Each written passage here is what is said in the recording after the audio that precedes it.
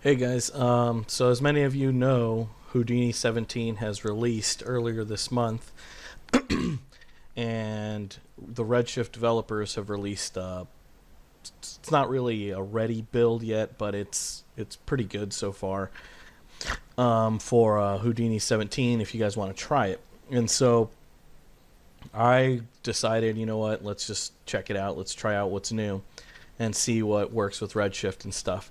And so far, everything works pretty well. There's a lot of really cool new features in Houdini 17 if you guys aren't aware. Just look up the side effects trailer and you'll just see that there's a lot of updates. I'll probably be going over a few of them. They did a really awesome job with the new height field scatter system, which I'll probably cover in a different tutorial in the future for scattering again, because they just updated the system, which makes it a lot easier to scatter really complex stuff. And in the past, as you guys might have seen some of my other tutorials, we have to create attributes and stuff. And nowadays, with this new system, the new height field scatter system, it kind of does all the work for you, and all you have to do is reference the attributes. So it's a little faster. We also have the new Vellum system, which makes some simulation stuff a lot easier. Redshift recently also added the color attribute to volumes, so I'll probably go over that in another tutorial, where you can now get the color values, not just like density, emission, but you can also and absorption, but now you can add color information. So if you have a CD attribute, this is something really important for a lot of Houdini users that use volumes, because they preferred Mantra over Redshift for this particular reason. And now they've added this, I believe, in the last build, which was I believe 2.5, oh no, 2.625, and right now we're actually on 2.626. And so if you want to use Houdini 17, normally you need to come to the customer build section and install it like you would any build, but it doesn't come included yet because there's still some issues. And so if you want to use the Houdini 17 plugin, you need to come into the dev announcements, and there's a dedicated Houdini 17 plugin preview build section. Come in here and you get the matching build. So Redshift 2.626 is where we're at right now. And so it comes with the Mac version also, and you just download it, and the instructions on how to install it and stuff are right here. So you pretty much have to edit your environment variable, point it to that build, you know, the whole usual Houdini installation thing. And so this is where you can get the Houdini 17 builds. And so I recommend you guys try it out. A lot of really cool stuff. The post effects build has not updated to use Houdini 17 yet. So for now, we're going to just be using the regular builds. Another thing, for our examples, we're going to use scan data from this website, 3dscans.com. It's free. I'll include like a little note text document, so you guys could just go to where our assets are. So we're going to get our scan here. We're going to get our HDRs from here. They're free. And we're going to get some textures from this other link right here. And they're all free, but I can't include them with the files. They have like a don't distribute me thing, so I can't distribute them, but you guys can download them yourself or use your own HDRs and stuff. But so yeah, we're going to use the latest, as of this recording, 2.626 plugin build for Houdini 17. And so yeah, let's just dive right in. So we're going to just start out. What we're going to do is we're going to work on a Vellum simulation, and we're going to shade it and light it with Redshift. And a lot of people have asked me how to make fabric materials, specifically like a satin type of shader. And so some people will already know how to do this stuff, but if you don't, we're going to be going over it, and you'll kind of get an introduction to Vellum anyways while we're working together on this. So yeah, so let's get rolling. So first thing we're going to do I think I already dropped the Redshift ROP. Yeah, so we've got GI on, and that's ready to go. We've got to import now our statue that we downloaded. Or actually, let's first make a grid. So we'll just make a grid, and let's import our statue. I'm not sure how large the statue is, so we're going to find out right now. So let's drop down a file, and some things that have changed in Houdini 17 are the timeline's a little different. They've added some easier to use keyframing system. If you come from Maya, you'll recognize the whole middle mouse drag the keyframes. So they're improving the keyframing system, which is great, because that's one of the problems that I think a lot of people have with Houdini. They've added the vellum system, which is really easy to use. So if you're, again, from Maya and you like endcloth because it's basically super easy to use, you could use the vellum system, and we'll try that out in a little bit. The terrain stuff I'll go over in another tutorial, just because that's super important and new. It kind of makes everything easier that we did in the last tutorial, so definitely need to cover that. So anyways, let's just call this our statue, and in here we'll import under our hip the Shepherd Boy STL. This might take a second. I think it's pretty big. Yeah, and high res. From the looks of it, it's 2 million, basically 3 million polygons. So yeah, that's way too heavy for our purposes. So we'll just not remesh. What's it called? Poly reduce. We'll drop down to poly reduce. Give this a second to process, and we'll reduce this to, I don't know, 25. That should be a good reduction count. And for the particular Houdini 17 build I'm using, as of today, the latest daily build, which is 17.0379.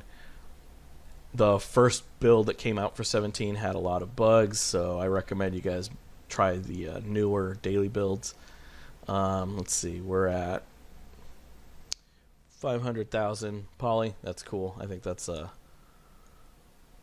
pretty good. We're not losing too much of the detail and stuff. And let's transform this. Rotate this, I believe, -90. Let's move here. And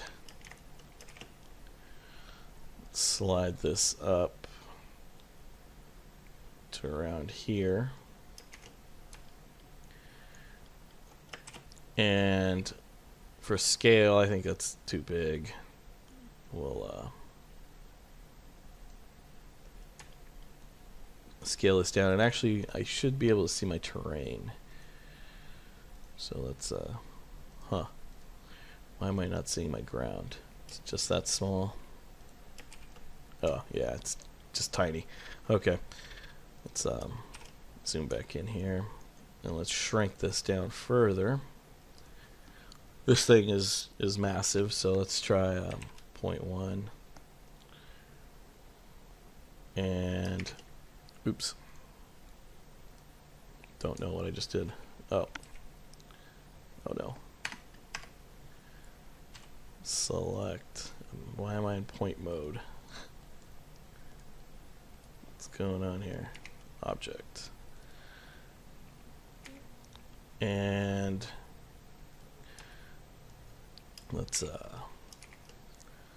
continue to bring this down.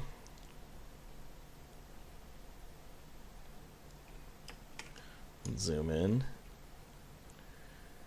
And that should be okay. Now I know there's actually the where is it at? The move to center pivot, move to world space center. I probably could have done that, but I don't know. I'm just used to doing the stuff manually. I'm sure I could save myself time not doing these things the manual way, but I don't know. I'm just used to it that way. Okay, cool. So here we go. We've got our mesh. We'll actually write this back out as a BGO just so we don't have to load in the heavier mesh. So we'll call this whatever this is, the shepherd boy.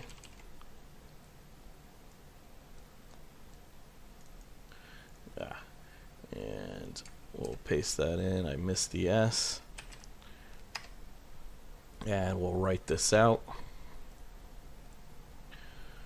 Make sure it's good. We'll read it in. And we'll just kill the rest of the stuff in our swap path just so we could keep it simple. I think it does it have a, oh no, it's just coming in this color.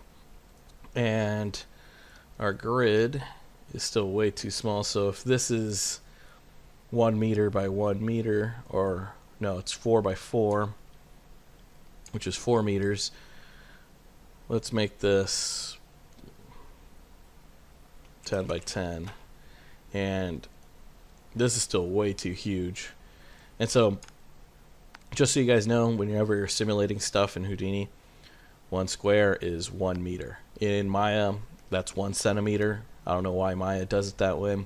I heard it's because back in the days when they had props, like miniature props, everything was in centimeters, and so they used that.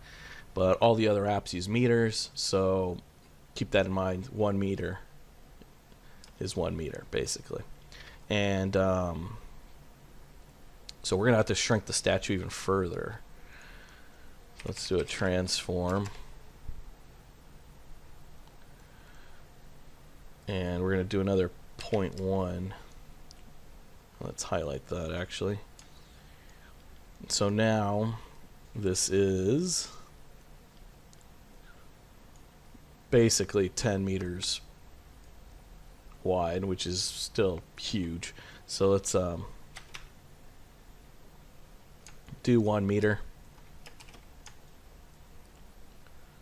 So I think 1 meter should be, or well, it's 2 meters, but I think that's fine. In the real world, I guess, I don't know how big the statue actually is. We'll do that. 10 meters. I don't know if it's to scale or what in real life. And actually, I should probably rewrite this out. So let's plug that in. Let's write this. And we could unhook these. And this should be reading it in, but let's reload. There we go. And we could just delete that. Okay, cool. And we'll hit Control S, save our scene. And alright, so now we've got our shepherd boy statue thing. And we've got our ground. Let's drop in a dome light. So we'll hit dome. Let's move this to the side. And we'll use, oops, our Studio Small HDR. Give that a second. It's 8K. Probably should have used 4K or something, but well, too late for that. Let's go into our materials. Let's drop down a Redshift material builder,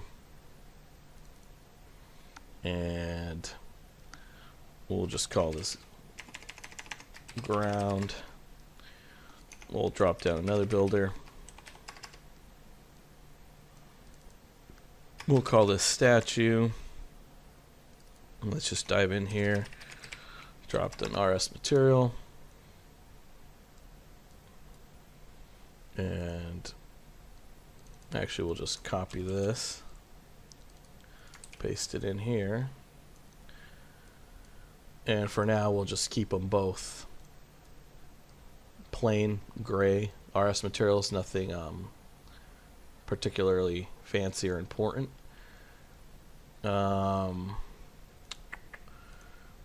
Yeah, I think let's just see what we get. I think let's yeah, brute force is on. Let's hit Control S.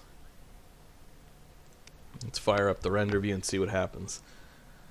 So give that a second.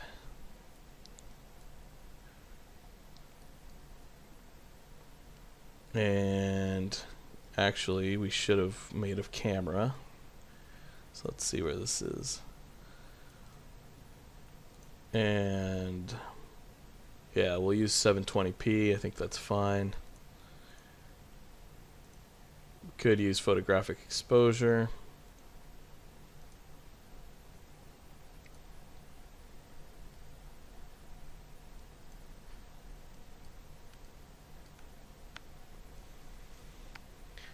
And from the looks of it, the light is way too intense. Let's look through the camera.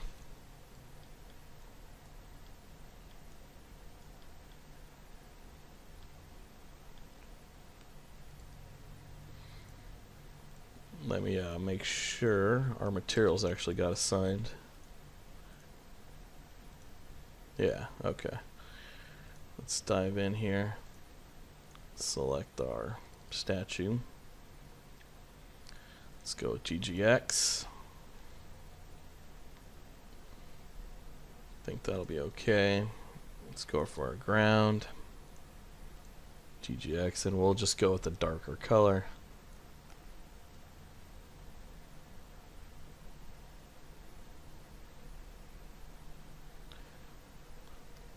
And actually, in this particular case, I could use OCIO, but I think I'll go over like ASIS and stuff in another tutorial, because that's a whole subject unto itself. I think that's fine right there. And it's actually increase the roughness. Let's try 0.3, 0.4. Yeah, 0.3 looks cool. And our statue, we'll just try 0.1. And we'll shade this stuff and go into it later. For now, let's see. Blah blah blah blah. Okay. For our IPR, instead of half res, I think we'll do 2/3. Let's see.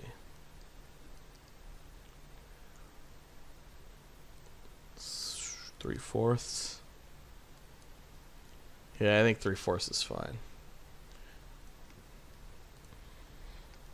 And our dome light, let's rotate this thing around. And actually, I think it's a little too intense, but let's rotate it around first.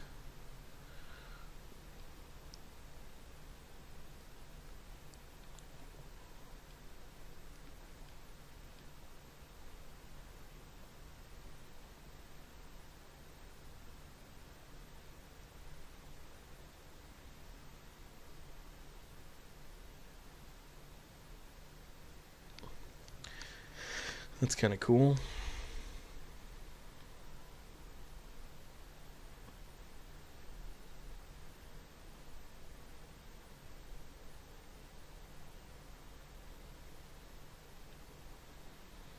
No, it's not bad either.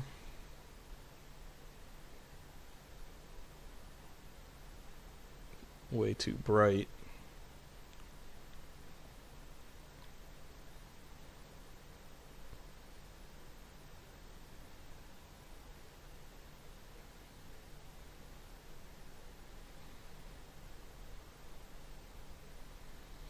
So let's go all the way back around. I think this is good right here. You get a nice 3/4 shadow, and nothing's too, I mean, it's overexposed for sure. If I highlight any of these white colors, we're getting 1.2, 1.5, so yeah, we're pretty overexposed. But I think this is an okay start. and then we could clamp it with the photographic exposure later. Or let's just do it right now. Over exposure desaturation, let's try 0.25.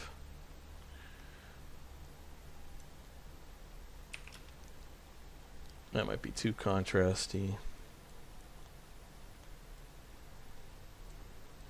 Let's try 0.2.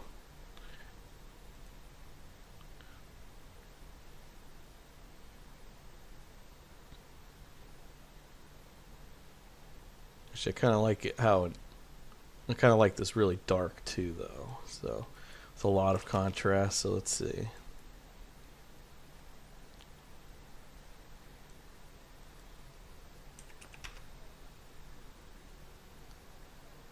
Maybe we'll go with this.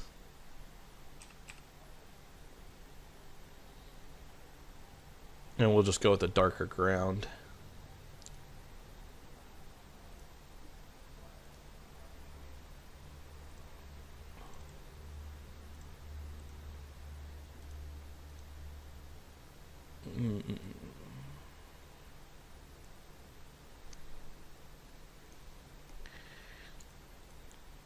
And we'll make our ground a little bigger.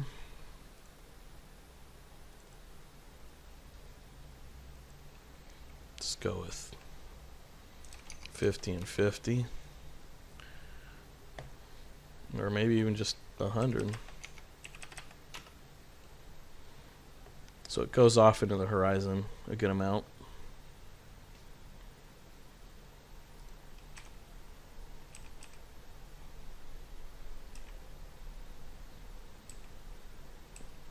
Yeah, that's kind of cool. It's a good start.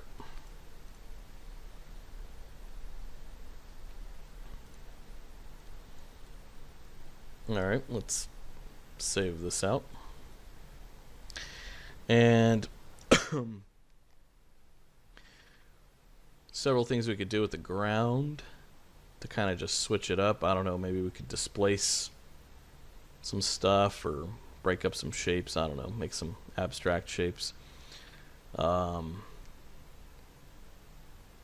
We'll give that a try in a second. There's actually a really neat app that does this. I think I posted it on my Patreon a while ago. I don't know if you guys remember it, but I believe it's called JDisplace. Let me pull that up. And so yeah, it's this free app.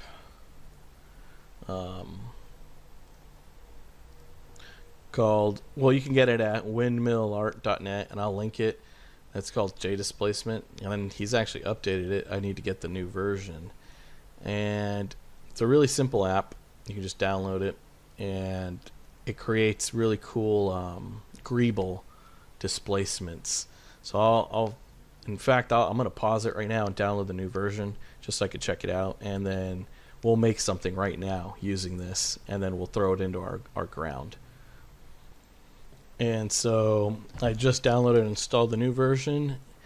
I was on version 1. I guess this is version 2 point something, and it already looks a lot better than before. And so it's got a couple options here. And there's classic, there's 2, whatever this does, velvet, wire, and dot grid. And so it's pretty neat. I used to only use classic, but let's see what velvet does. And so you get these parameters, and you can generate. You click on this or hit the R key, and it'll create a random greeble based displacement map. And so you could, from the looks of it, you can now colorize it too, even, which is pretty interesting. This didn't exist before. And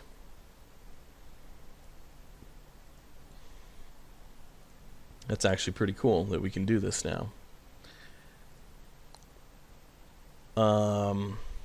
Wow.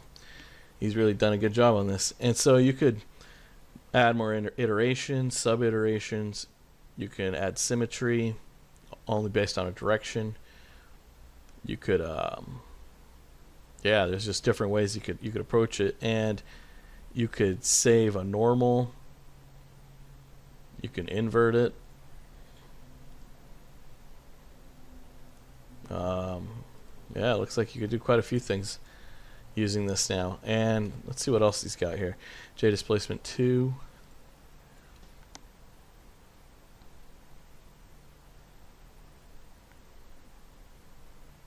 And let's just see what happens. And you could add your own custom patterns and stuff. Like, see, this is what the old one used to make. Interesting.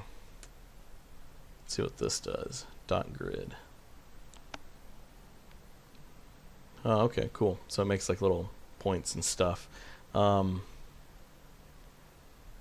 I think a lot of people would have fun with this, especially people that like to do motion graphics type stuff. There's a lot of really neat shapes and patterns you can generate using this thing. Like, this looks kind of like it'd be pretty cool.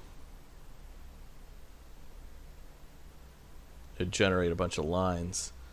And actually, I think we'll do this. We'll cut into our ground and just see what happens.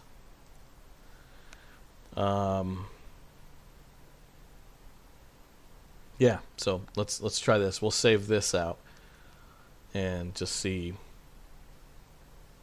what we get. And okay, cool. So I just saved out the displacement and the normal, and we'll actually just try this out with the normal first, since it didn't look too complicated. So I don't think we might need to use an actual displacement, but we'll see. Let's drop down the redshift bump map, and let's plug that into our overall bump input. Let's hit Control S so we can get these curved based ones, and let's drop down our texture. We'll plug this, plug that into gamma override, so it's a 1. And we've got our J-wire normal. And for our MIP mapping, we're going to just make this -2, so it's as sharp as possible. And actually, I should just pause that for now. And we're going to use tangent space normal. And on our object, we actually have to come into our object here, so our grid, our ground, and we need to drop a UV project, since we're going to project the ground downward. And we also need to drop a normal direction. Now that we've got that, we'll jump back up, and under our redshift object properties, make sure that we have compute vertex tangents from the object UV map. And so as long as we got that checked on, our normals will work at the material level. That's critical. For some reason, us Houdini guys, we're the only people that have to do that. Everybody else, it kind of just works. So keep that in mind. And yeah, let's see what happens if I hit play on here. And yeah, there we go. We've got it all over our ground. And I probably should have output a higher res, now that I think about it. But, well, I'll just have it repeat, because it actually does save at 8K, but because our plane is huge, so I'll have this, I don't know, let's see what we could repeat it at 3.5. Let's just try 5 and 5.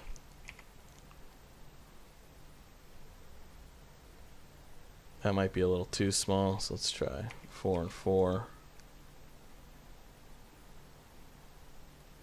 Let's try 4.5 and 0.5. And that looks okay. We zoom in here.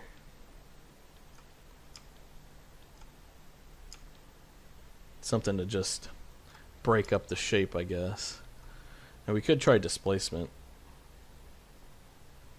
or a different displacement map. I don't know. We'll figure it out.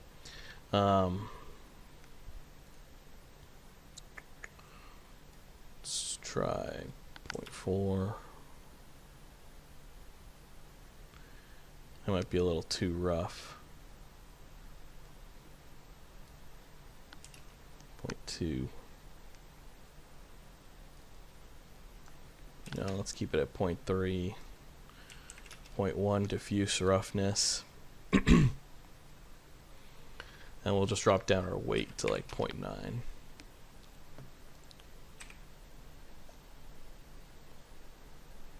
That just gives us a little different breakup.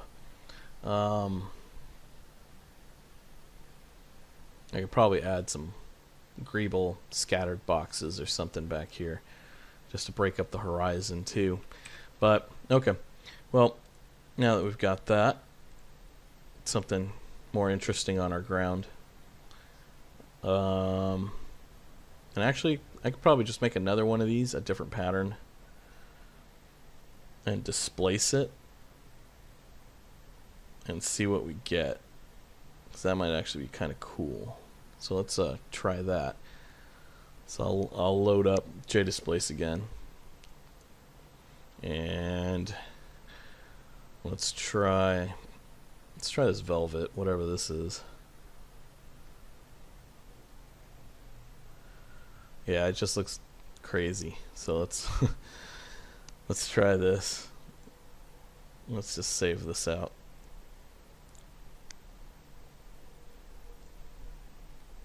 And yeah, we'll just save it and close that.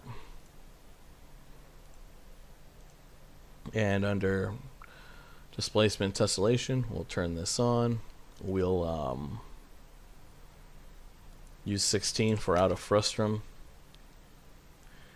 and our max subdivisions, we'll keep it at that. We'll try 1, and instead of screen space adaptive, we'll use regular. Or actually, we could use screen space adaptive. I don't think we'll end up moving the camera, but we'll see. And for our ground, let's open up another texture. Make this gamma override, and we've got our velvet here.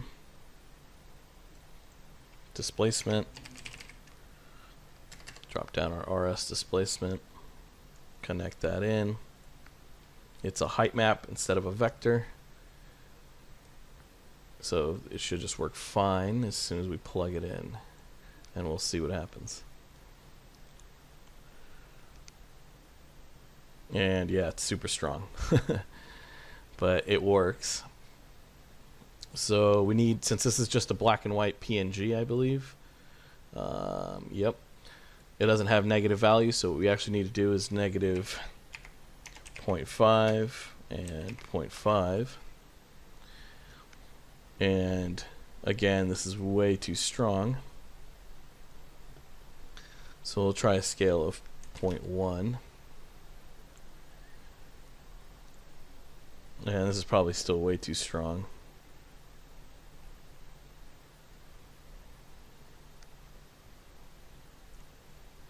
And we'll actually repeat this a little. Let's try 3 and 3. And just see what happens. Oh yeah, this is repeating way too much. We'll stick to 1 and 1. And we'll just drop our scale down by 0.05. So something like that. So there is displacement, but not a lot. And maybe we could disable this and just see what it looks like without it.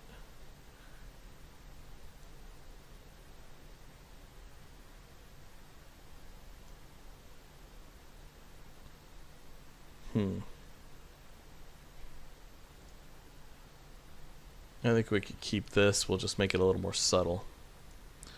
So 0.5. so it's not as strong, and the displacement's stronger.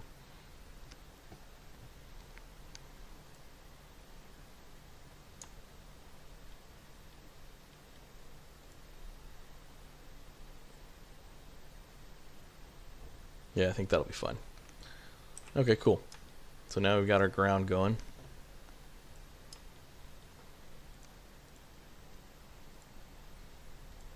And I think for our next step, and actually I think this is way too bright. Let's tone down the highlight. Oops.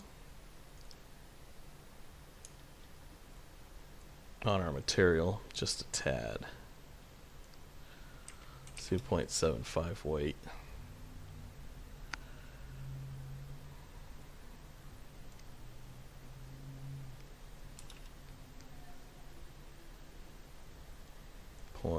.25 2.28, and let's do this 0.5 for our weight. Oh no, let's keep 0.8, and we'll just drop down the color itself.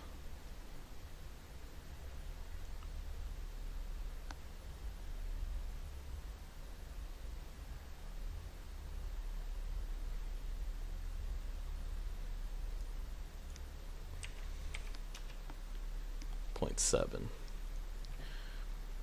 Okay, cool. All right, let's frame this a little better with our camera. So let's move this a little to the side.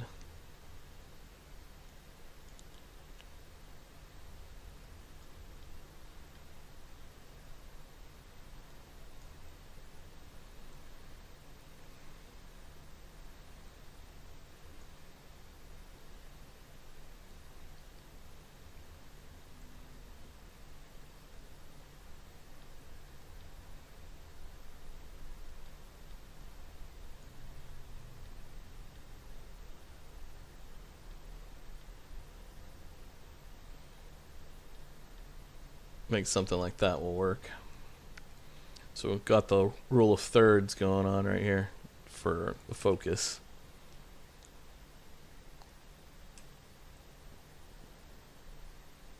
Yeah, okay. So let's pause that. And what we're going to try to do is we're going to try to get some sort of, what's the word? Cloth. We're going to have a cloth wrapping around and blowing in this direction. And I think we'll try to constrain it to the surface of the statue. I'm not sure yet. Or maybe we'll just have it flow above in front of them. So we'll see what happens right now. It's kind of part of the experiment, I guess you could say. We'll figure it out as we go. And so what we'll do next is actually prepare our cloth. And so since this is Redshift and we're not talking about Mantra, a lot of people have, there's a lot of tutorials starting to come out for Vellum and stuff like that. And the thing is, a lot of people will build the Vellum solver and stuff in here. But the problem is Redshift will not like the different groups of materials, and it just starts to it just doesn't like it. And so what we're going to actually need to do is keep this separate. So we'll just drop down a null, call this out, and we will drop another file, and we'll call this our cloth. And let's just delete that. And we'll make our grid. And for now, we'll just have it drop down. We're going to do something a little more interesting. Oops. Shouldn't have done that. Should have just dropped the grid inside the cloth. Sorry about that. And we'll just have this fall for now, and we'll make it do something else. But I just want to make sure you guys kind of see where this is going. And we'll drop down an object merge. And so this will be our collision object, which is our statue. And technically it's our ground too, so we could actually object merge the ground and the statue and merge them together, but we'll see if it even hits the ground. Alright, neat. And so we have the option to add vellum either up here. Here's the shelf, so you got a couple vellum options. There's like vellum hair, vellum cloth, vellum balloon, vellum grains, a sample cloth. All these options though exist in here if you just right click or hit tab, and it's off the screen actually. Let's slide that up. There we go. And so now you can see down here we've got vellum. So we've got several different vellum sops for different processes. We're going to just use the cloth because that's what we're trying to do here. So we'll drop that down. This is the geometry. So we're going to have our grid. And you can see that it built constraint points and more geometry. This grid is way too low res. So you actually need to increase the quality of this, but I'll show you what happens so you can see what happens when it's not high res enough.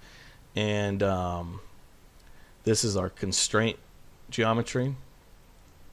So if we make groups, it'll stick to whatever you pulled in as a constraint, or to use as like a constraint, like pinning the object to something.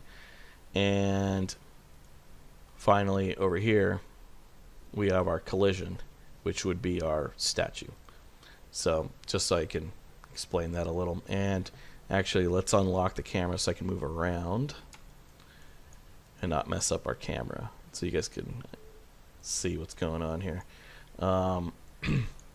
Okay, so yeah, we're gonna try this just super low res, and actually to make this even do anything, you need to drop a vellum solver.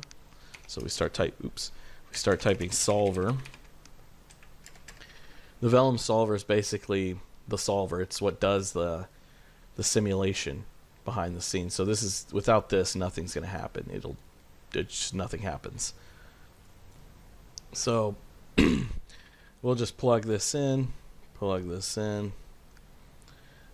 and give that a second to do whatever it's doing.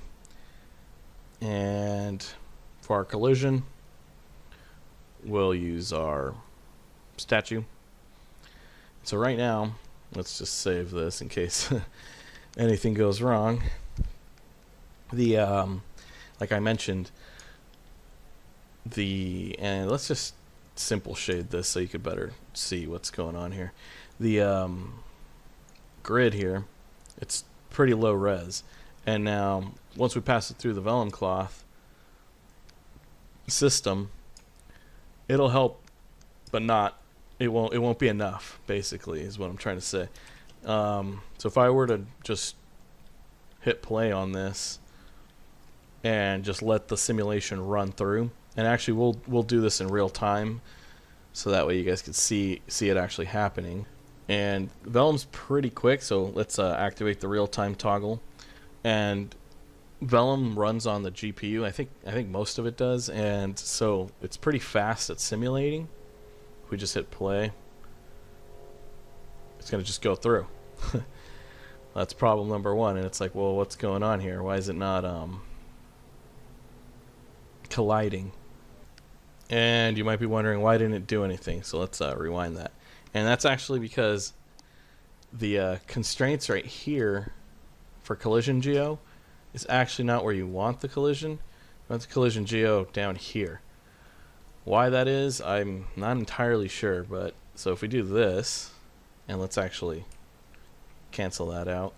And this mesh might be a little too dense. We could probably come in here and do a poly reduce, and it would help speed up the simulation time.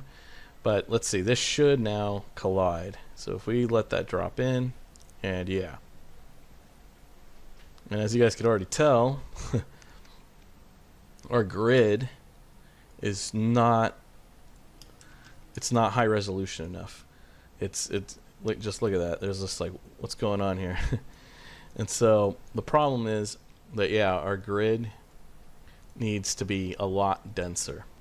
And so there's several ways you could do it.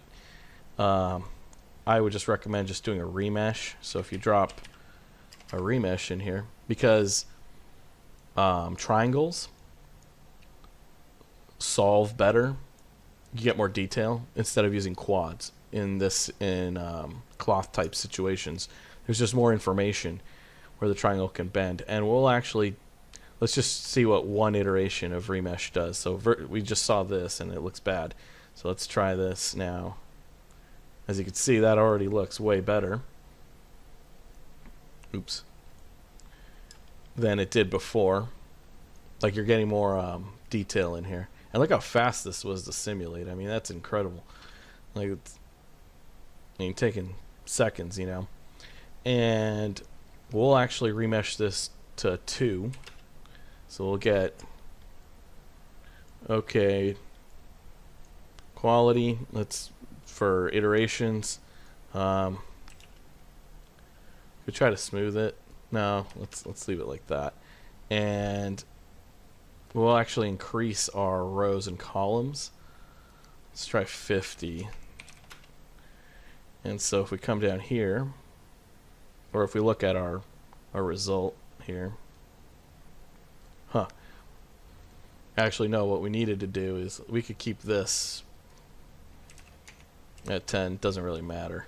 What we need to do is adjust the target edge length. So if we do a 0.1, we get even more detail.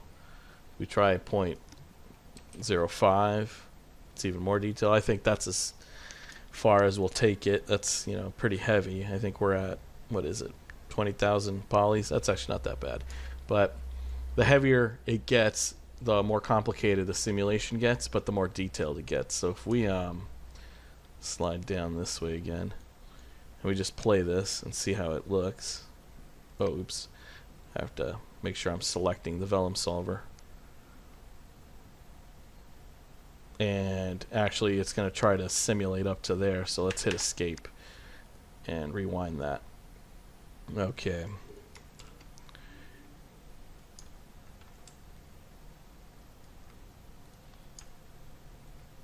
We'll move this to the side. Okay, now if we try to visualize this here. Oops. And we just hit play. We just let it go. It's still really fast. I mean, that's actually crazy fast when you think about it, for how heavy the cloth is, plus how heavy our statue's, I don't know, 500,000 poly. The cloth is 20,000, which is pretty good. And let's just pause that. And our ground does need to be included, so we will add that in a second.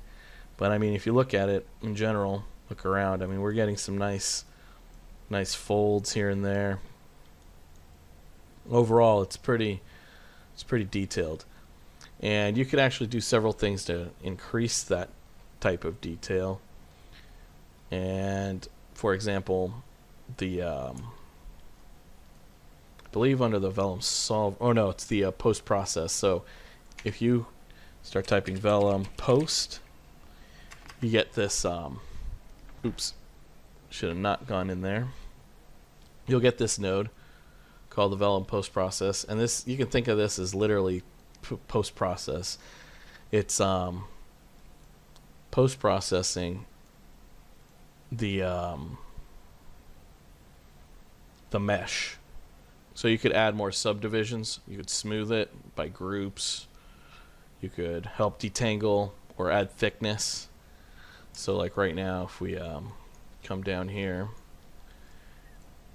you could add some thickness to it, see? So if we Now our cloth has a little bit of thickness, so we could do 0.2 or something. And that'll give our cloth just a little bit of thickness, which is what we will want in the end. But see, that's like a really cool system that helps you add that little extra detail. And that's probably too thick, so we'll do something like 0.1. And we could help smoothen it, add a little subdivision with Catmull, so it's even more detailed and smooth. But yeah, cool. And we'll actually disable this for now. So what we need to do now is also include our ground plane. So let's hit Control S actually, and merge in our ground plane to then add to our collision objects. So let's drop down another object merge.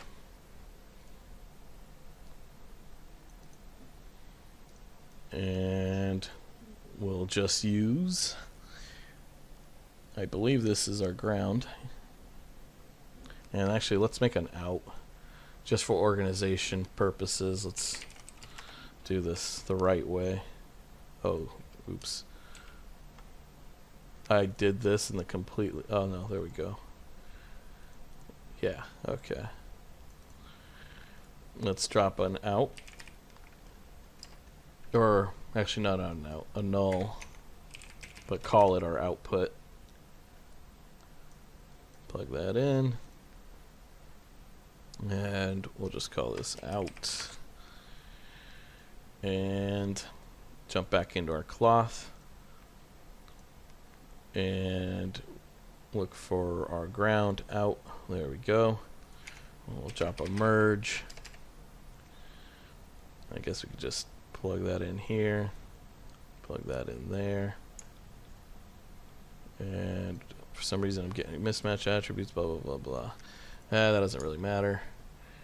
I do, now that I think about it, I don't think I ever added normals to our statue. So let's plug in normal. I think it comes with some, but let's just add them anyways. I'm not sure if the scan data came with it. And we could clear the attributes before this. I mean, I don't think it'll matter much, but let's see. Let's just see what happens if it starts to collide with our ground.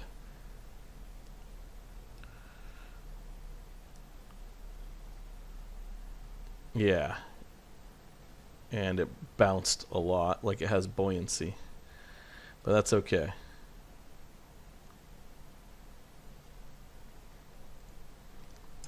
So let's see, let's look around. We've got some nice folding. I don't think we have any intersections anywhere, really. Well, maybe right. No, right there looks good. And yeah, I mean, just look how easy this is to set up. You know, so this is just amazing. I can't believe how simple this is now, especially in Houdini, where everything is a little more difficult. They just made anything cloth sim related just a piece of cake. And if I wanted to pin this to the object, I could just group certain vertices onto whatever. So if I have a bar or something up here, I could just pin the edges to it and it'll flow. And actually we might end up doing something like that for this, but first I want to just make sure everything's looking okay. Thickness is okay, or mass might be alright. We might need to change it. See, here's where you would add our pinpoints. So if you had a group on your grid group to anything, this is where it would be happening. Let's see, stretch, stiffness, dampening ratio, compression stiffness, output group stiffness blend. If you want to add more dampening or more make the material stiffer, We could do that here. I think we'll stick to that for now. And we'll add some wind. So inside the Vellum solver, here's a couple things to keep in mind. The substeps and the time scale. And the substeps basically you can think of as like resolution, as in the quality. And so per frame, how many substeps in between frames, it's going to try to calculate the simulation. So if you start getting intersections and stuff, so this will increase quality, but will obviously slow down the simulation. Forces, well, you know, that's where we get our forces from. So right now we've got gravity, negative 9.8, and we could add wind. And so I think we're going to add a little bit of wind for our particular purposes. Let's move to our camera. And let's maybe get some wind going in the Z axis. So X, Y, Z. And let's just try, I believe that's positive Z. So let's just try 3 and see what happens. So if we rewind this, and we hit play, we are getting, I believe, wind, but just not enough. But let's see, let's just let it play. Yeah, it's way too weak. Let's rewind this. Let's just try 50. Let's go all the way and see what it does. Okay, yeah, this is like super strong. Now it's not even not even touching our sculpture. So let's try 15. Let's rewind here. And it's going this way. We also want it to go this way. So, and actually, let me see. Where is our gizmo?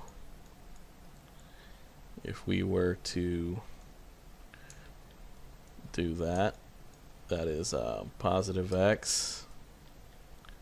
So we actually want negative X and a little bit of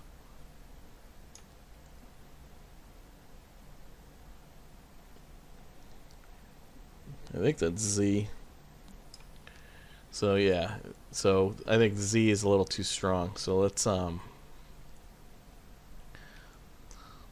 maybe do 5 and 15, and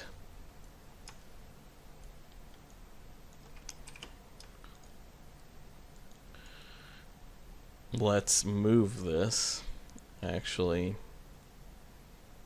to the side now, and let's rotate this.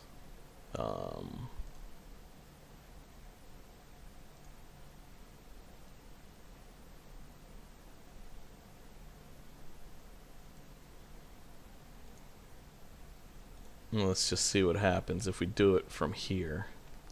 Now let's actually hit Control S. Save that out. Let's hit play. And nothing's happening because I did not highlight that. So let's rewind here. And what's going on?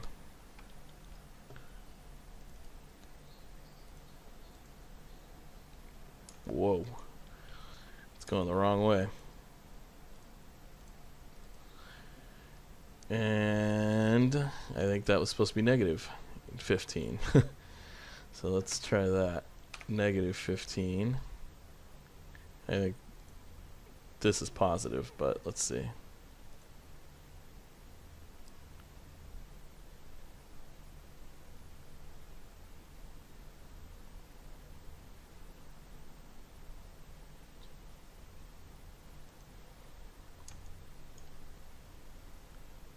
Yeah, I think this is closer.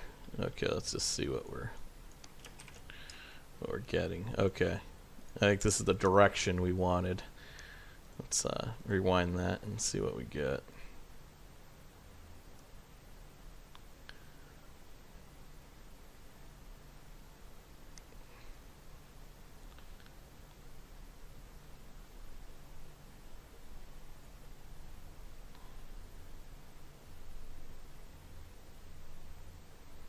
This is actually pretty interesting, but let's check out the other side. Maybe we should have gone the other way so we could see the inside of the statue, which might be actually even cooler. So let's come back here and let's just rewind that, and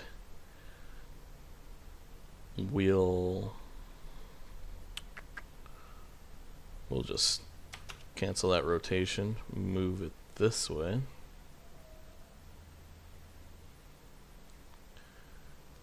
and then we'll rotate something like that. And now we need to bring back, where were we? Where's our grid? Positive X and a little bit of negative Z. So we'll just basically reverse this. So we'll keep that 15 and negative 5. And let's just see what happens. Let's check it out through our camera view.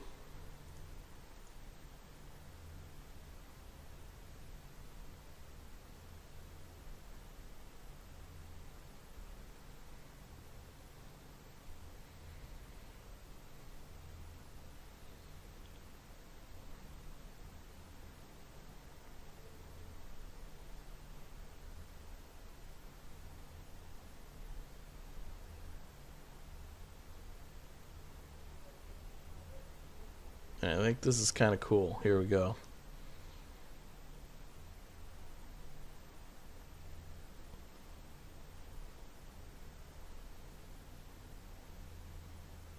Let's pause that. And we are getting some problems. As you can see, there's some intersection going on here.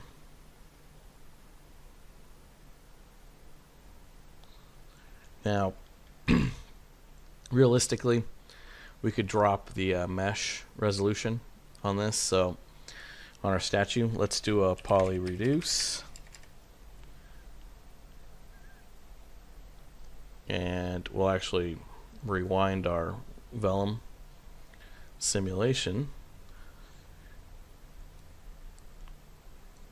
And let's drop that, a little pin there. And we'll poly reduce this to 1/4.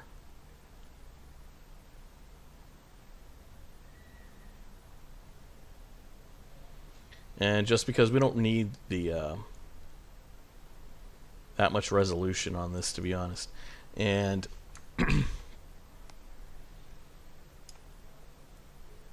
because we're going to use the actual geometry for the render, and this is just our collision, we don't need too much detail in this. And for our actual vellum solver, we could try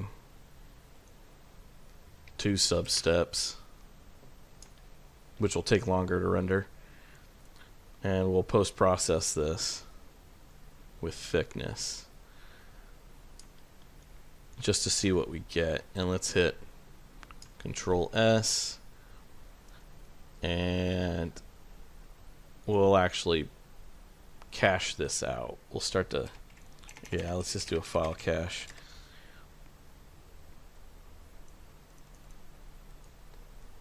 Cloth, or yeah, cloth animation, and we will write this out to Geo. Yep. Okay, cool. And this will just mean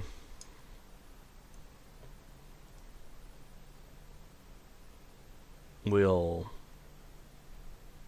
write this out, and let's just see what we get. So I'm going to pause this because I don't know how long this will take. It could take 5 minutes, 2 minutes, not sure. It seems to be going pretty quick, but I'm gonna just pause it. And while we've got this operation cooking here for frame 1 to 80, just so you guys can see the file sizes here, we've got a couple megs, not too huge, so that's okay, and it's cooking relatively quickly. It's a lot faster to cache it out to the disk than it is to let it solve in viewport. So I'm gonna let it write for a little while, and then we'll see what it looks like, and then we'll start to actually work on the cloth shader itself, and I'll check if there's any weird intersections. I added a little bit of thickness using the post-process also, since that'll be important once we start shading, if we end up deciding to use any subsurface scattering or anything like that. So we'll see what we end up actually choosing. For all I know, we'll use like a plastic or something. I don't know. We'll see. An iridescent plastic might be kind of cool. Alright, so yeah, I'm going to just pause this for another minute or two. Alright guys, so we just finished the simulation, and we've got 80 frames, and so if we just hit play here and just let that do its thing, actually looks pretty good. Not perfect, I mean there's more detail that we could throw in here, but I mean for what it is, this looks kind of cool right there, this fluttering. So if we were to render an animation, I would probably start it somewhere right here, and then we would just render this with maybe a camera move or something. So and overall our simulation actually wasn't that big. If we look at the files it's generated, we're talking about 800 megs, so less than a gig, which isn't too bad. Cool. So let's actually see what we get. So let's first actually let's assign or let's make a new material. So let's drop down another Redshift material builder, and oops, we'll call this the cloth, or whatever we're gonna choose. We might not make it cloth, it might be some sort of weird material that might look cool, or we might do both, you know, different materials. For all we know, we could throw another thing on there, another simulation. Let's assign that here, and let's just hit play on the IPR and see what we get. And cool, we've got our cloth, and I think it's a little too thick, but let's see what happens if we drop down the weight to 0 and we make this GGX 0.1 roughness, and we add a lot of refraction, get some weird kind of plastic looking stuff, and we could add some dispersion, get the chromatic aberration going on inside the plastic.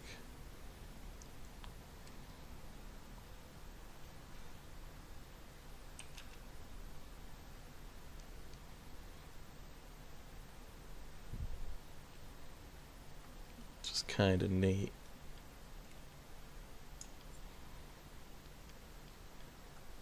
And maybe we can actually frame this up differently with our camera. And motion blur it too. So let's move to our camera, and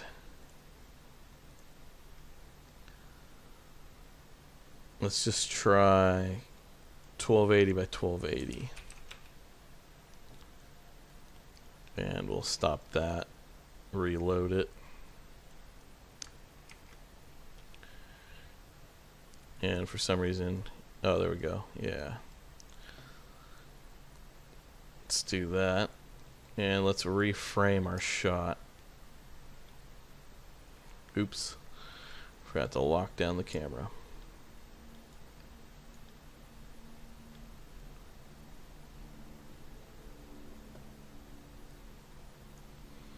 And actually, let's use a focal length for like a portrait. So portraits are usually about 80. It's considered like a good portraiture focal length.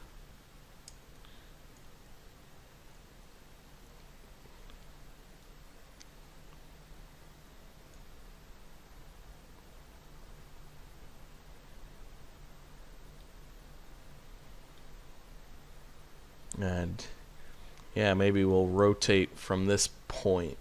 So maybe we'll come around this way, or not entirely sure yet what we'll end up doing.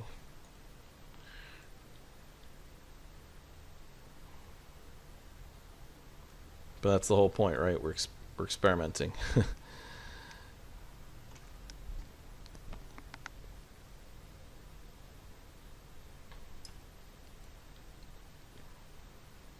Kind of just want to see what the lighting and stuff does.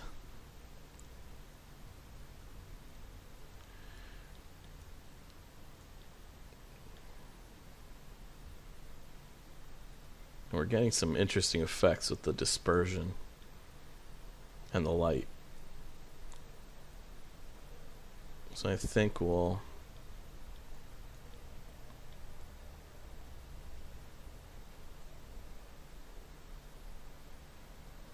do something like this. This looks interesting. And our ground plane will,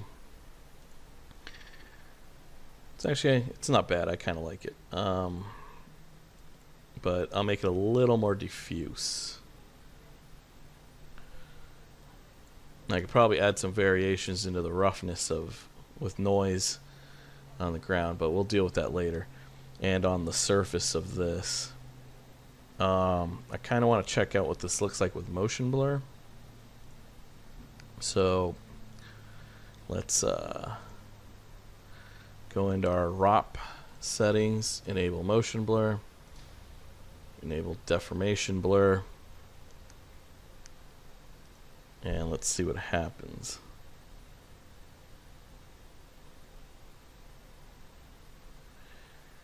And I can't really tell if it's on or not. And actually that being, let's go up to the object level. The cloth in the Redshift object parameters. Deformation, instance particle velocity attribute. Nope. Yep. Enable mesh deformation motion blur. Frame duration scale. Yep. We do want deformation. So let's see here. Tessellation. Oddly enough, this should be, I believe, giving me motion blur already. Let's see. Unless I need to drop a trail, which I might have to, but I'm not entirely sure. Let's just try a crazy frame duration just to see if it's even on or not.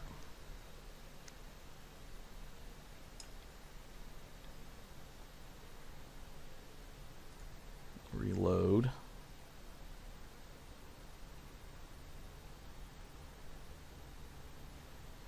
I do think it is on. Yeah, it's on. Okay. Cool. So just have to check on deformation blur. That's way too strong, obviously, so let's move down to 5.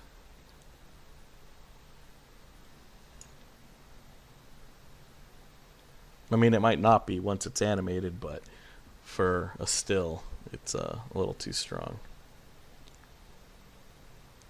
And actually, for our IPR, we're going to go down to 2/3. So it's a little smaller, faster to render during our IPR. And this still looks a little too strong. Let's try. And shutter efficiency, we're gonna keep this at 0. Or actually, no, we'll do 75. So it's not that efficient. It's not perfect. Or what is it? 1.75, I mean. And we'll do 3 frame duration.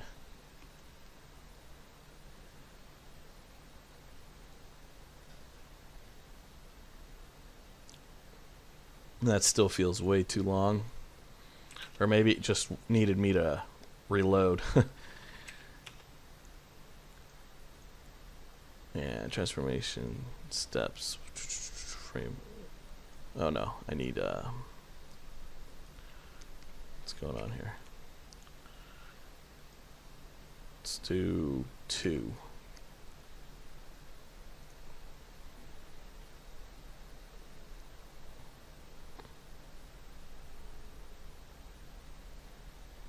Okay, maybe even 1 might be enough.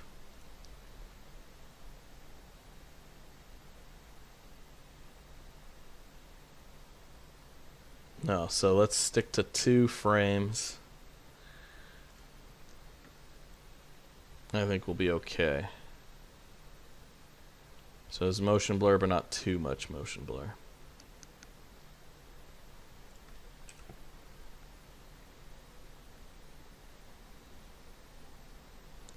And we should actually try a bucket render.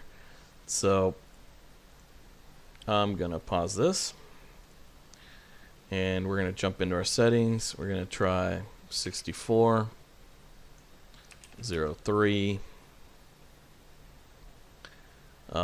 sampling overrides. I could do it this way, but because we don't have too many objects in the scene, we'll do 512, and we'll just do it manually. So our ground samples will probably only need 128. Our statue will probably only need, let's just say 256. Our cloth will need about 256. Our light, which is just a dome light for now, we will try, where's it at? Samples. We'll try 512 just in case it's a noisy one, and we'll have always on for our refraction. Since this does have refraction, we want decent ray bending. And let's just see what happens if we do a bucket render of this. Drink a little bit of water.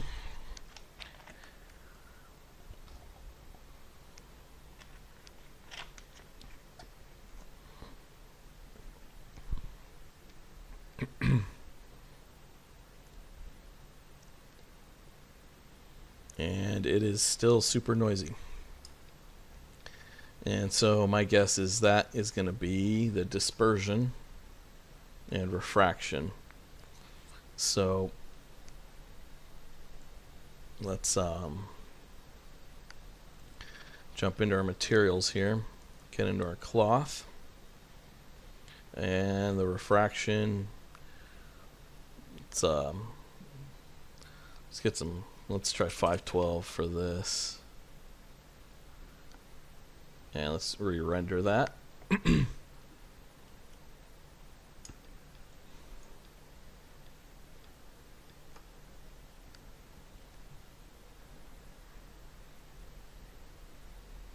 that's a little better.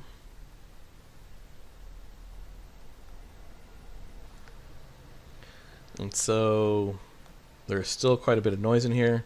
And my guess is that's the motion blur. We need more unified samples. But where there isn't a lot of motion blur, it's not bad, like right here. So we're gonna have to do, let's jump back into our out, and I think our GI is okay, but let's just do 1024. And where is it at? We're gonna have to do 128 here. Maybe we'll go higher. It depends on, the motion blur is kind of strong, so we'll see. Let's just try that out.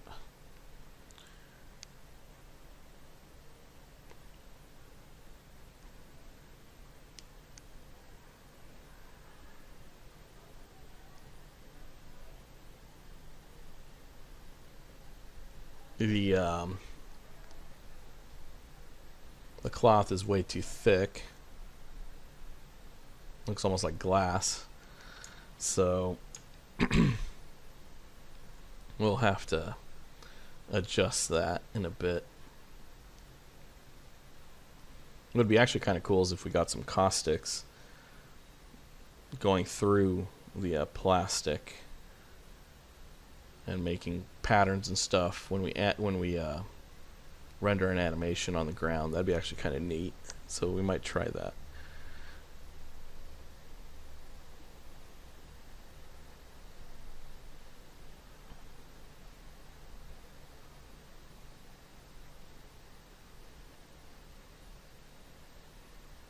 Okay, cool.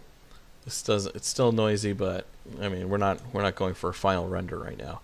But this isn't bad at 1 minute.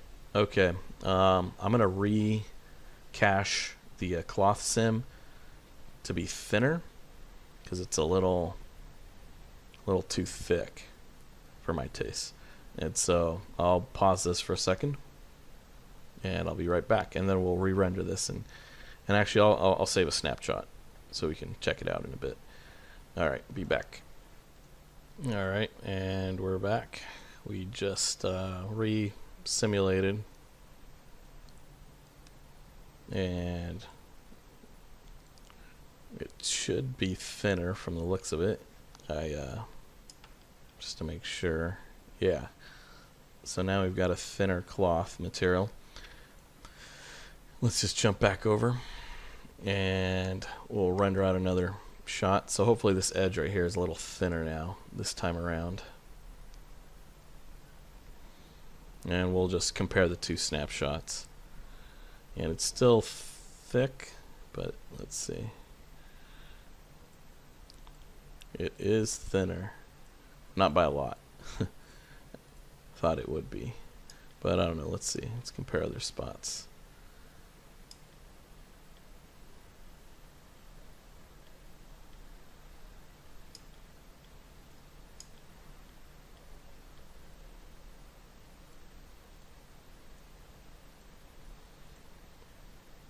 It is thinner, actually. The refraction's changing. Let's check out the feet here in a second. It's done rendering.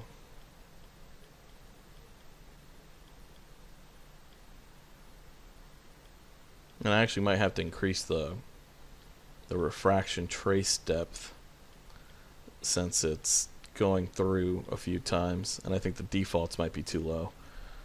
So yeah, the refraction isn't bending as much. Let's jump back into our options here for our ROP.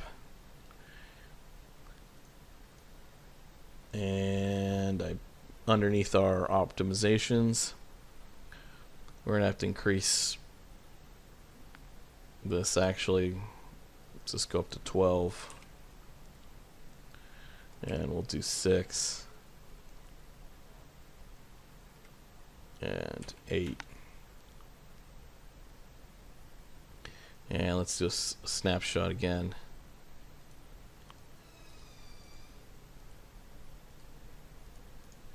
Let's delete this one. and we'll render a new shot and see if it brings in more light and stuff into it. This is obviously going to slow down our render again because the trace depths are higher, but it should give us more light inside of these areas to go in there, bounce around, and obviously from the looks of it, it is, yeah, it's bringing in more of that light and detail bouncing around underneath.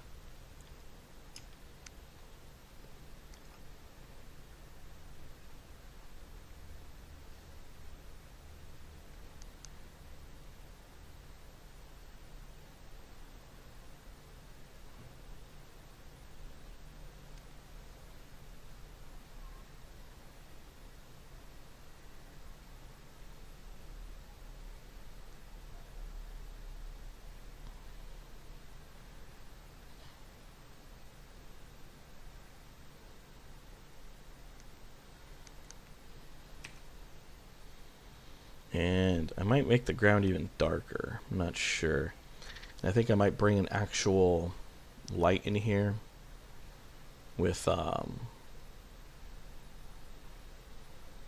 volumetric scattering just for extra effect.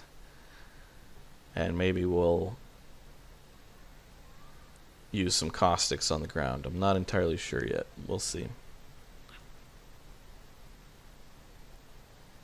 But does the plastic material does look good right here for how noisy it is. It's too noisy still, but the effect of that transparent plastic kind of stuff or sheen on it is looking good. I might use the Fresnel to simulate like a satin. So we'll make just a base satin color, and then we'll make it transparent, like some weird sci-fi satin or something. But yeah, okay. Let's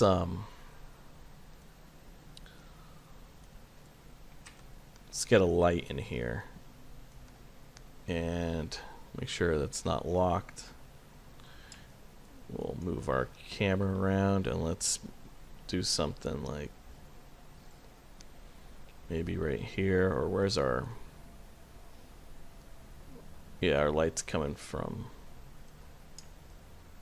about here. So we'll drop down a redshift light.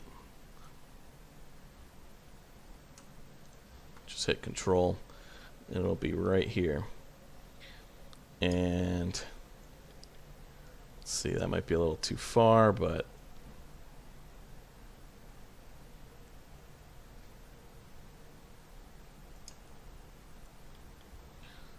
let's pull it in.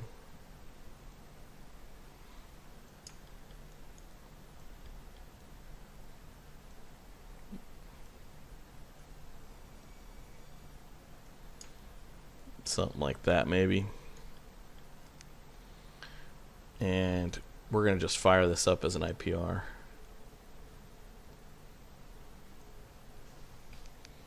Let's see what we get. It's probably going to be way too bright. Oh, well, it's not too bright. And we're going to jump into our ROP. And we're going to activate some scattering, some volume scattering. And we'll just keep it at default for now and see what it looks like when we activate it on our light. Let's go to our light, jump down here, shadow's fine, and we'll actually use spread in a little bit, but let's just see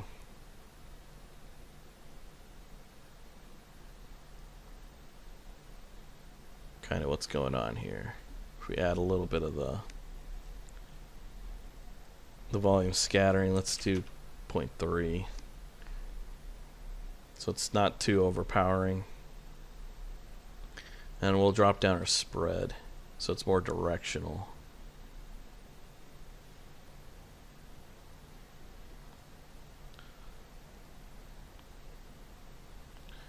Something like this might actually be pretty cool. But now it's too strong, so let's drop that down a bit.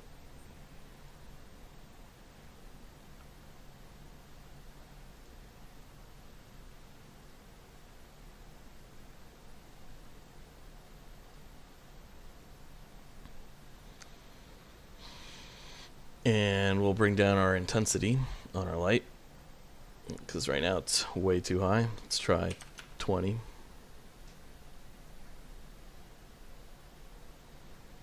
Still too high. Let's try 10.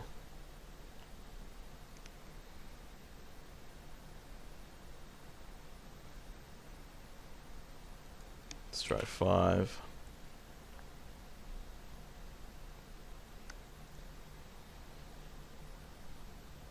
And we'll increase our volume.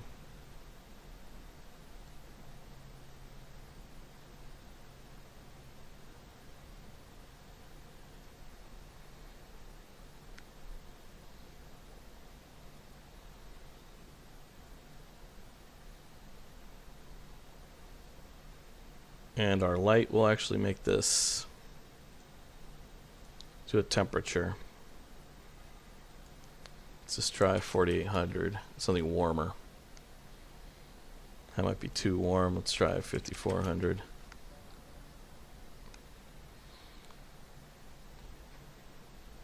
That might be okay. Let's try 5800.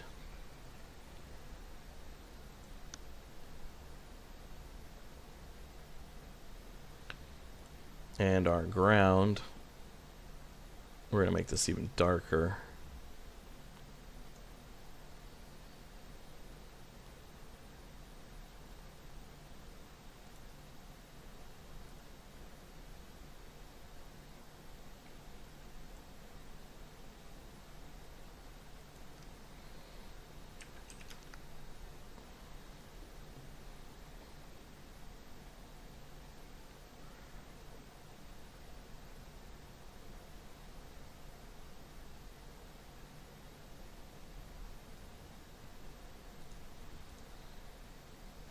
And let's go back to our ROP. Let's just see what happens if we increase our scattering a bit to 2 and we move the phase towards the light itself.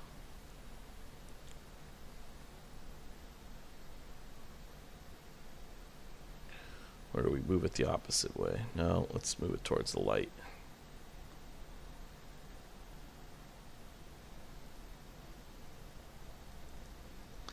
Like 3.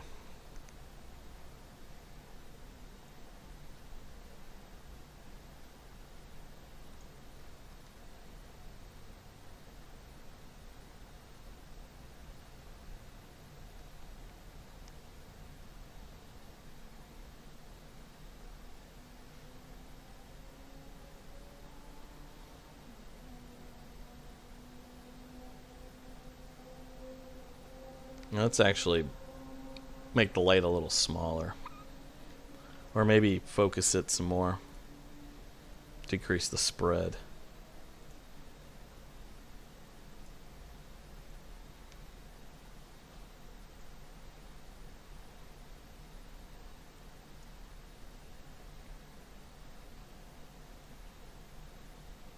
Drop it down a bit. Something like that. Like you're getting a light shaft from outside or something. And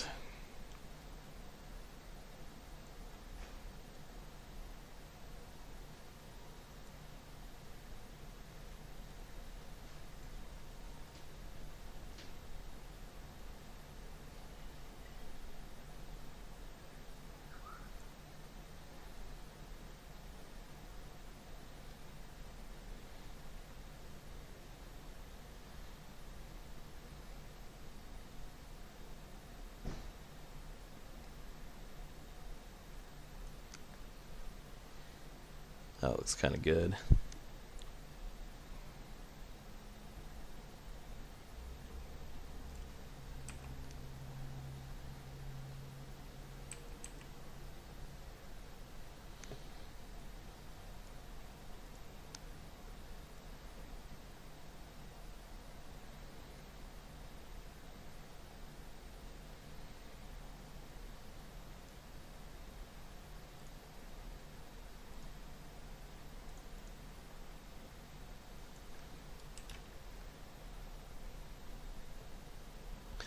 Drop down the intensity a bit,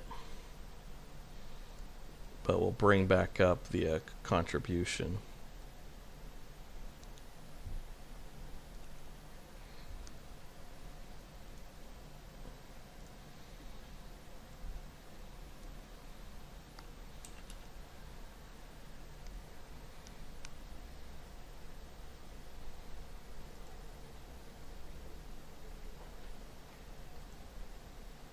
And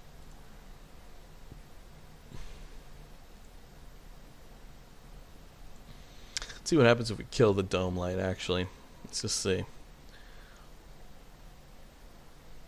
Oh, that's cool, it's subtle, but might be too subtle. But let's see. Let's see what happens. Let's play with it.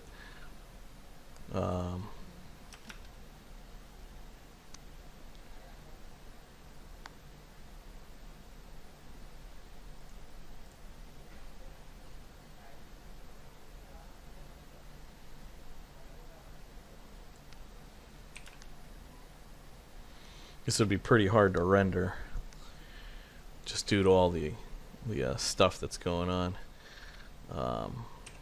Let's try 25. Yeah, no, this is going to be pretty difficult to render. Let's keep the dome light on.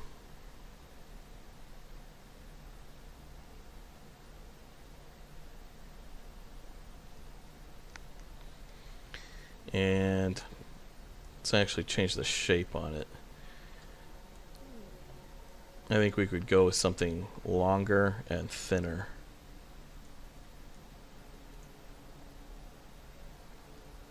So let's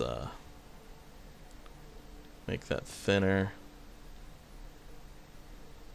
a bit taller. Let's see what we get. Yeah, I think this is a little cooler.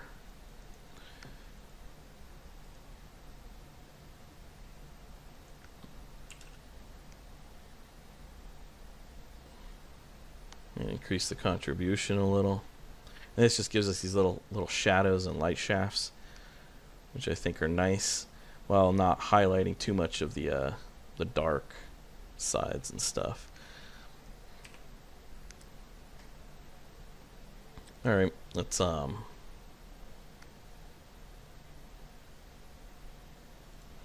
actually override this. Let's just see what this, and let's save this too, and let's override the to the clay shader. Right now it's super bright, but I think that's all right.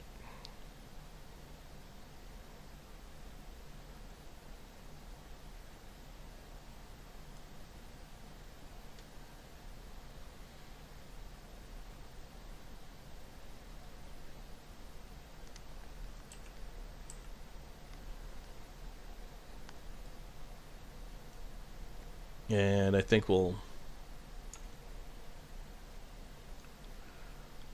reframe the camera. We'll pull out just a little bit. So if we move to the camera,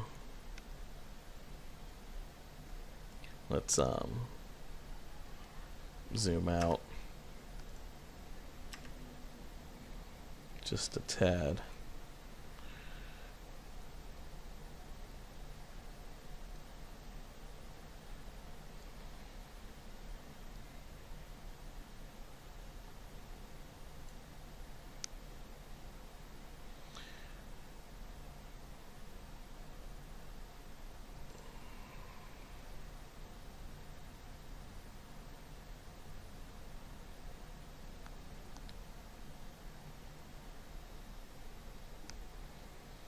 I feel, let's see.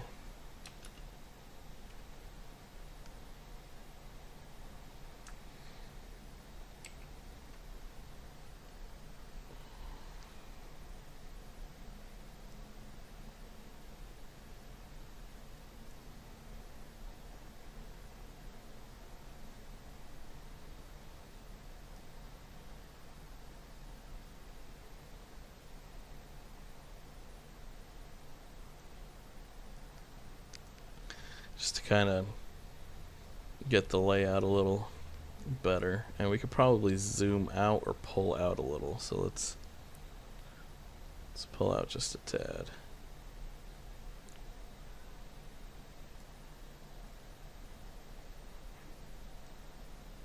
Maybe rotate or slide over that way a bit.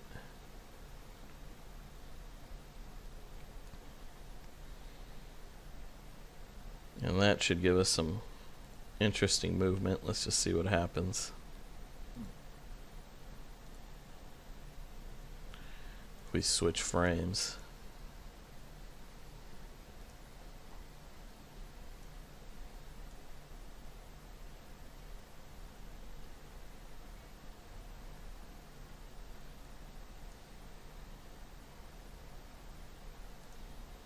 Cool.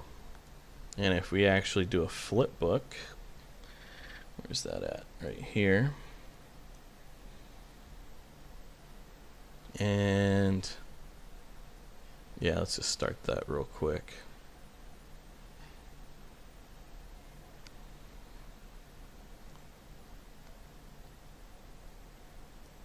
And for some reason it's squished, but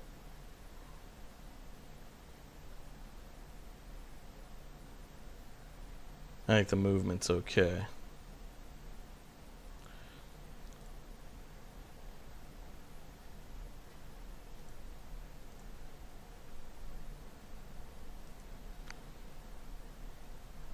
No idea why it's stuck in this resolution. Actually, let's current viewport. Yep. Output file. Okay. Size. Why is it doing this? I don't know. Let's do a 1280 by 1280 since that's what we're using. And we'll just do 50% of that.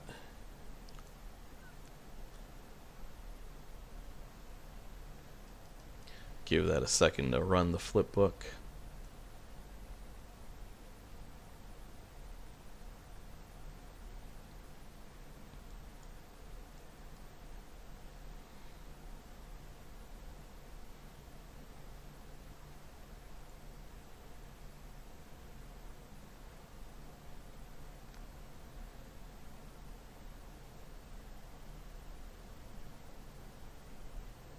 Yeah, and that's kind of cool. Okay. I think the animation's fine. We might do a camera pull in, so we'll keyframe and zoom in or something, or zoom out. Not sure entirely. And let's get some caustics actually on the ground. If they'll even happen. They might not work with this, but let's see. Let's get our light here, and let's duplicate our light. And this time we'll have our light not have any diffuse or specular, so that way we can just control the caustics only. And we'll emit caustics. We'll emit 300,000 for now. We'll multiply the intensity just so we can see it, see if it's even happening. Our cloth material, click on that, go into the Redshift object properties, and under visibility we just want cast caustic photons activated. And we could make the statue cast them, but honestly, realistically, I don't think the material would cast them. Let's see, receives visible caustic photons. Yep. Okay, that should be all we need. And we got to jump into our Redshift ROP. Go under global illumination, photon mapping, and what we need is enable caustics, and we'll use 2000 for that. And our search radius, this is important, it depends on your scene scale, so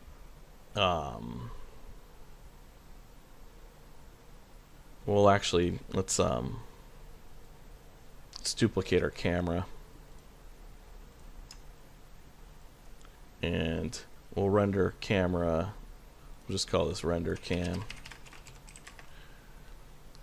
and we'll use this as our look dev cam, because we're gonna have to move around to even see if the caustics are showing up. So if we look down this way in the shadows, we should see them if they're even happening. So let's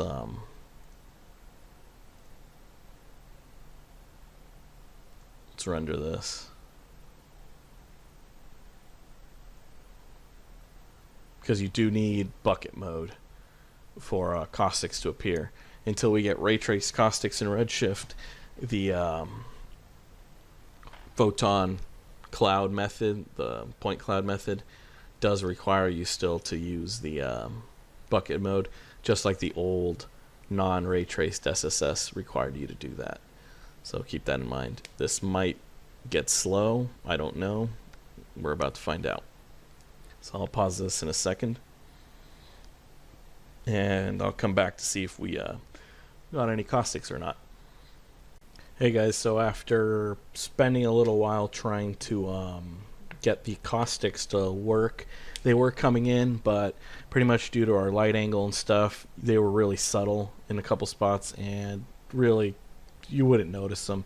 I wanted them to actually show up on the ground, but then I'd have to have a light up here, and it just wasn't going to match with the lighting scenario that I had going, and so I just decided to just not go with them. Sometimes they work, sometimes they don't. You know, like I said, they were too subtle, slowing down the render for something that I wasn't really going to notice hitting the statue much. So anyways, we're going to just move on. We're actually going to try to shade the sheet a different color this time around. So let's actually try something more like a silk, or like a silkish lace or something. And so we're going to try to simulate this kind of material right now. We're going to try to shade it this way. And so that'll be our next little step. And then after that, I think we'll up-res the simulation and tweak it a little so it's not as stiff. And we'll remake that, and then we'll just pull the camera in a little bit, and we'll check it out through a flipbook, and if it looks good, we'll fire off a final render, and our animation will head out. And so yeah, let's dive on into the materials here, and let's get into our cloth. And so right now we've just got this, and I'll just call this the transparent, and we'll just make a new material, and we'll just call this I don't know, satin, and we'll just plug this in here.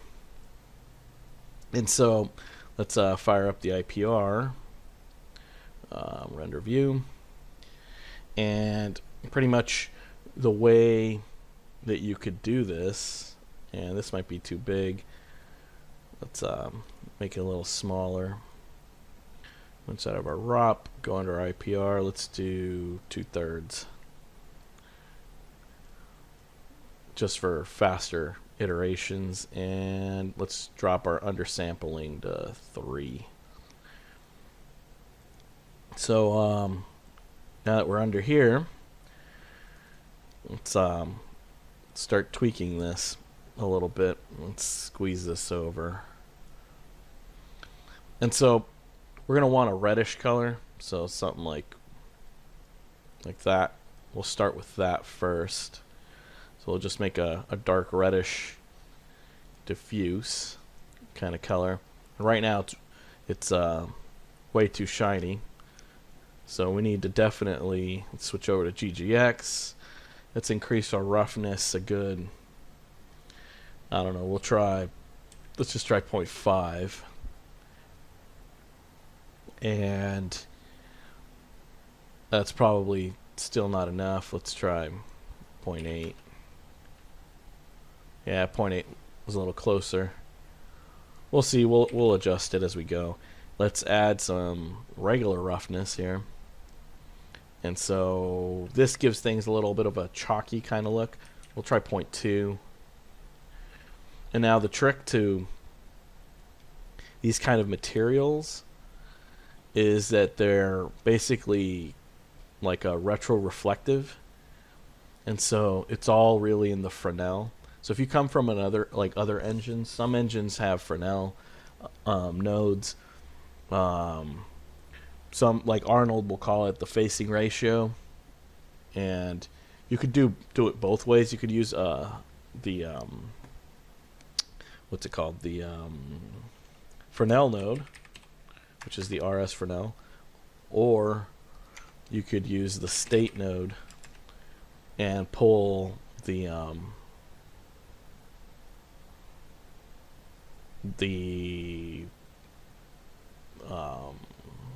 ray direction or ray position, stuff like that, based on camera. And I think for our purposes we don't really need that. We'll go with the just the standard Fresnel node. And so if I actually just plug this into the diffuse just so you guys can see what's going on. Right now the facing color, well actually let's just plug it in completely skipping the material. And let's hit Control S so you can see what's happening here. Right now the facing color is black, so the color facing the camera rays will be black and our edges are white. We actually want the reverse of this, so we'll just bring up well, you could use a reverse or ramp. We'll use a ramp just so we can have a little more control. So let's plug this in to our ramp input, and we'll use alt mode, not UV. Well, I mean, well, let's see, because I did UV the material, but no, yeah, it's not UV'd correctly. So we'll use alt mode, and if we invert this, so if we switch the black over this way and the white this way, you'll notice that now the black is on our edges and the white is our facing ratio. So what we want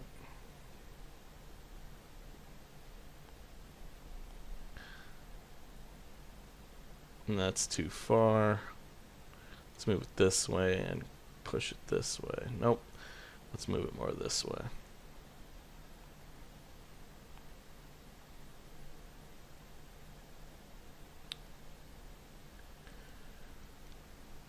And so we could actually change the colors here at this point.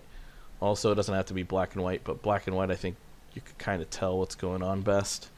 And so what we want is actually our highlights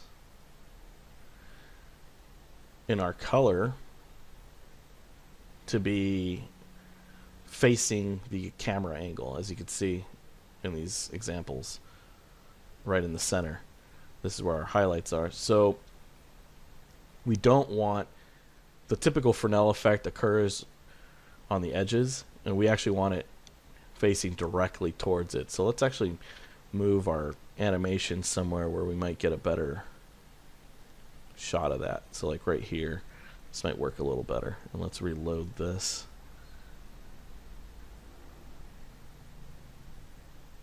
That's probably, you kind of see it down here and stuff. And from here, there's different options. We can control the IOR. We could use just a curve fall off. Right now it's being controlled by the IOR. That's why this is checked on. So if I uncheck this, it's controlled by a curve fall off. So if you can imagine a curve, it's how fast it would fall off based on a curve. Redshift doesn't have an actual curve node yet, which would make this way better. And so, because then we could just like create the curve. And so now we could just tweak this manually.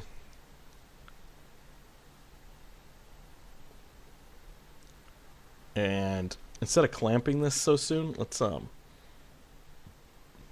push it outward. And let's adjust the curve fall off and just see where we could get. Let's try 0.1. Well, let's try the IOR. Let's see what we can get with the IOR. I think the IOR will let us push the values a little better.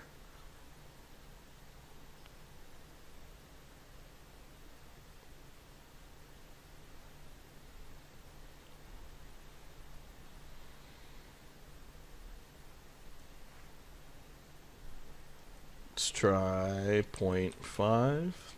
Nope, that's too much. Try 0.75. Might be too much also. Let's try 0.65. And let's pipe this back in now into our base diffuse color. And now we'll plug that back in. And just to see what result we're getting here. And so, and we'll actually make this completely rough, just so we could avoid any specular influence just yet, and just to see what's kind of going on. The motion blur's kind of messing that up for us too. So let's jump out to our ROP and disable motion blur for now. Or actually, just uncheck that. Let's reload. And this will just make it easier for us to work on the shader in the meantime. And not entirely sure what's going on here. It looks like we're getting some sort of weird intersection points, or the normals are kind of flipping out. Not entirely sure, but might be due to our Fresnel. So let's adjust this. And actually it is due to our Fresnel. So let's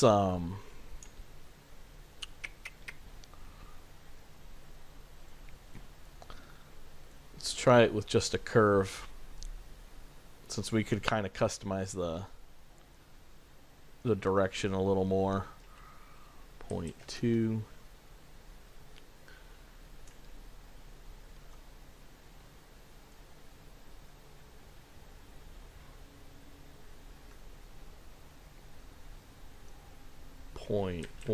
Oh, oops.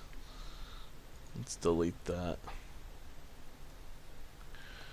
Let's try 1.5. Or actually, it was 0.15.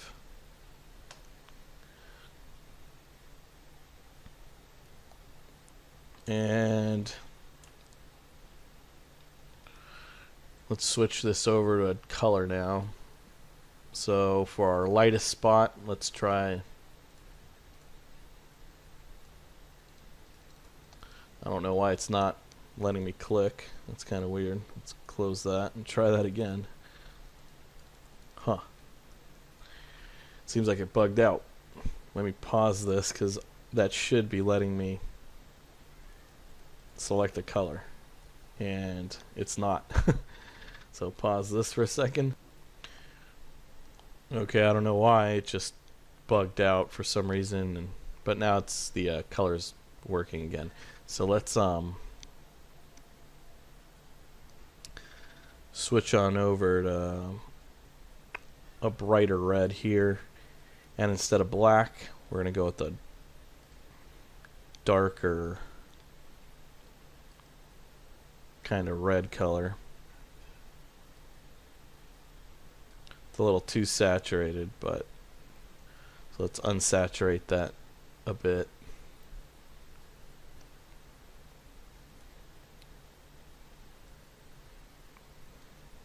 Like a maroon. And we'll desaturate this a little bit also. And we'll move this a little more towards the orange.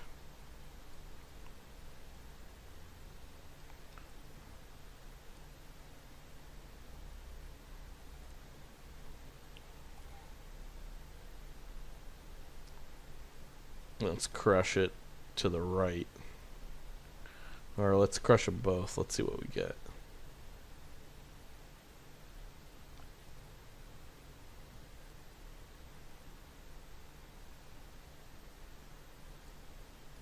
Let's check the Fresnel.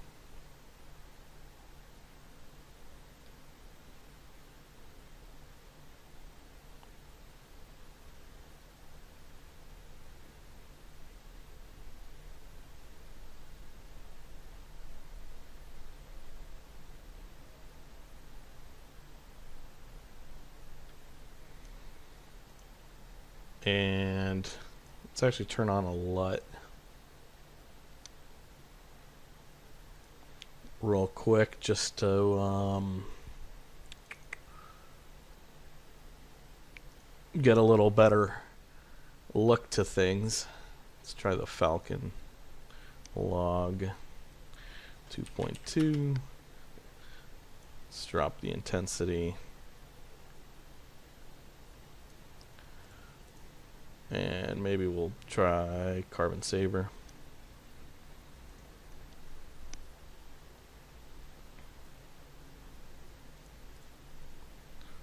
So maybe increase the exposure a bit.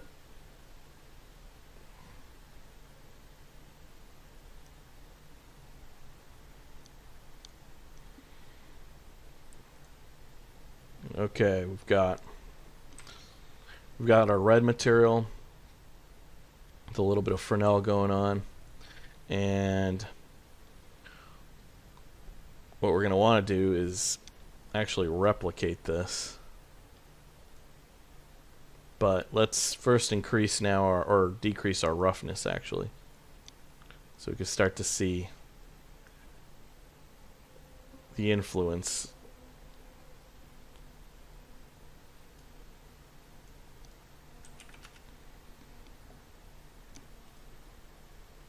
And we're going to want to drop down another Fresnel.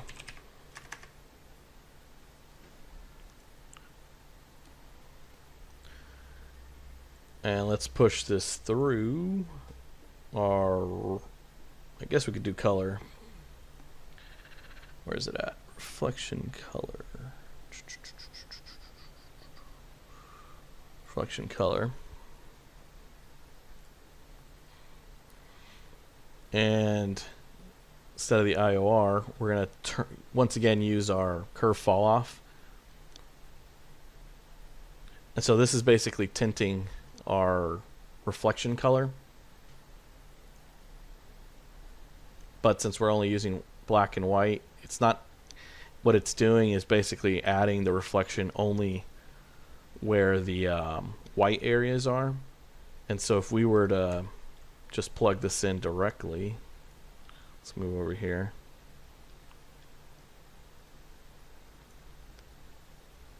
You'll notice this is where the white is. And so if we adjust this, let's just try 3. That might be good. Let's try 5. 4. 4 looks cool. So where this white is where our specular highlights are going to be. So if we plug that back in, that's where our specular is. And our roughness is what's controlling how sharp or shiny our specular is, as you can see. Now it feels like a plastic. And so we're going to keep this at like 0.8 or something. And we could always change the color also. So if we make this like an orange, it's going to change the color, the specular color, so it gives it like that orangey hue shift. And actually, if we look at our reference, we don't have that, but we've got this like pinkish. See if there's any other red. It's like a pinkish kind of color. So let's try to get something like that.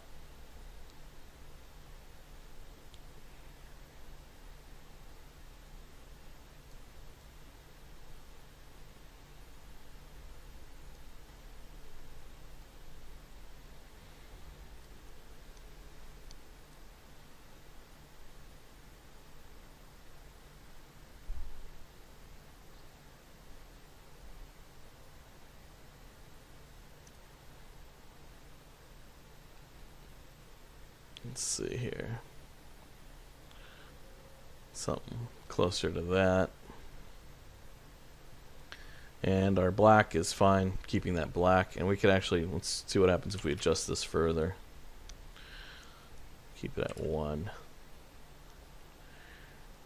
That might be too strong. Let's try 2. 2 in some spots looks okay, but I think we'll stick to 3. I think 3's fine. And actually, let's get rid of the ramp. Might be clamping our values a little too much. And we'll just stick to just plain Fresnel, and we'll control the color here. So we'll go with a darker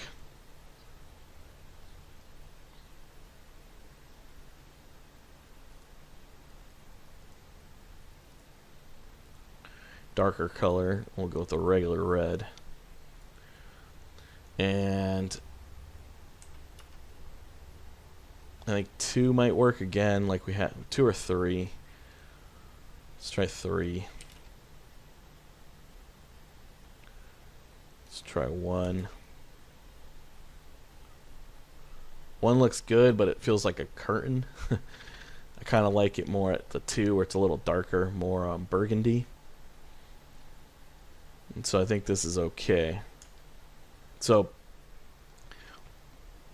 we've got our Fresnel now going on for our diffuse color, which is these 2 reds. And then we've got our Fresnel for our specular, which is giving us the this kind of subtle, this pinkish color right here because of this color. And I think for our next step, we could try to make this a little more transparent. So see what happens if I increase this. So make it see-through.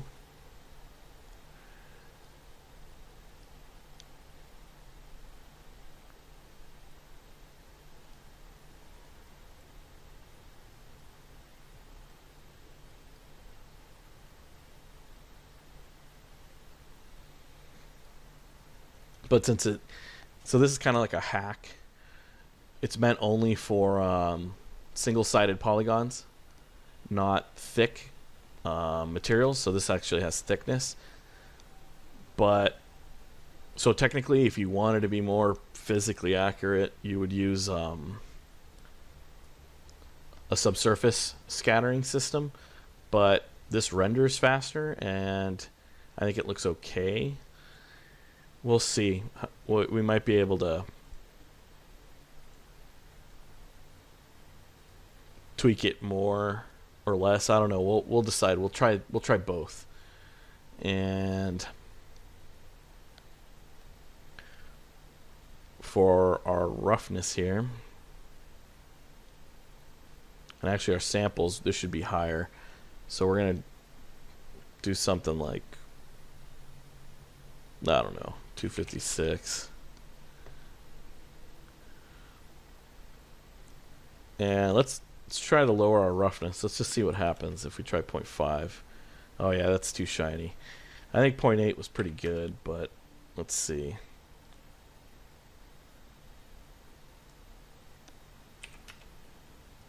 Yeah, I think we'll stick to 0.8. Another thing we can do in here is get a texture. So like a normal texture for the surface. So we'll actually try that right now. So let's drop down, or actually bump map, an RS bump, texture,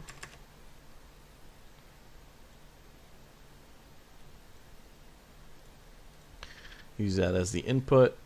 We'll enable linearization, make it -2.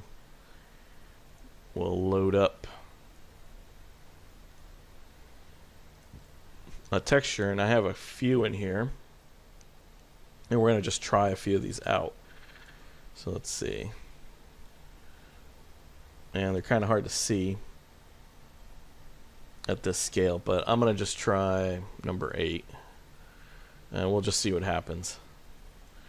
And we'll use tangent space normal. And actually, let's go up to the object. Let's make a quick mark. And our cloth, we need to make sure in our settings we have compute vertex normal from UV map. And I believe I did UV. No, I did not UV this. And so let's actually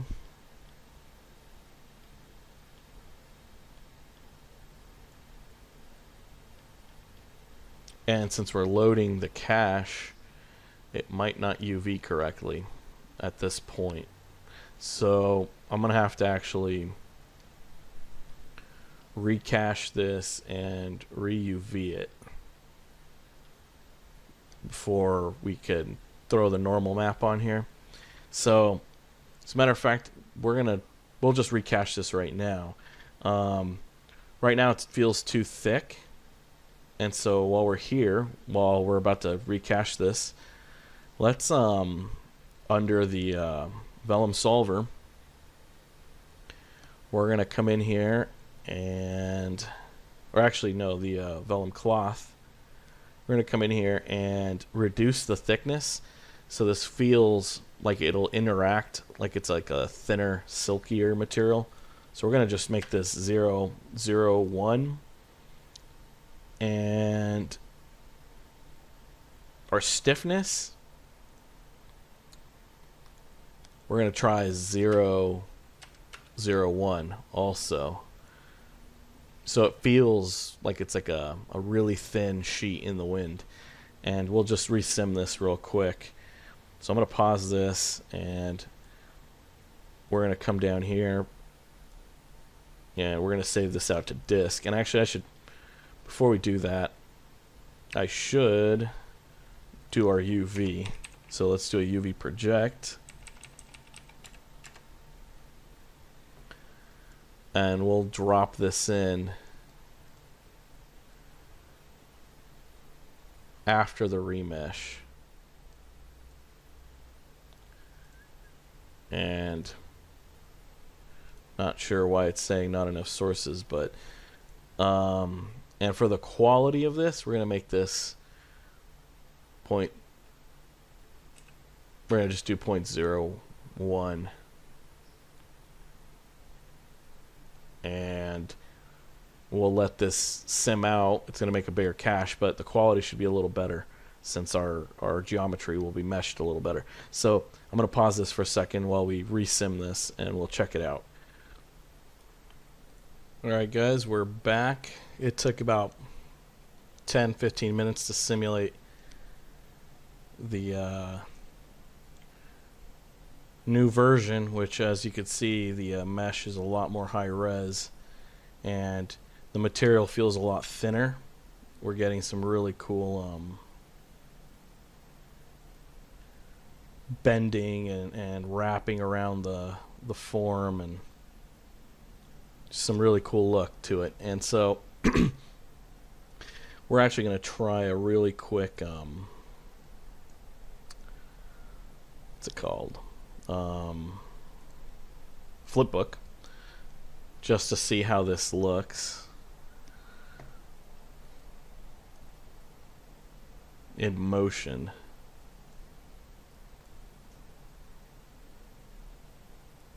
So we'll let this cache out for a second, and let's see what we get. Might be a little too fast, but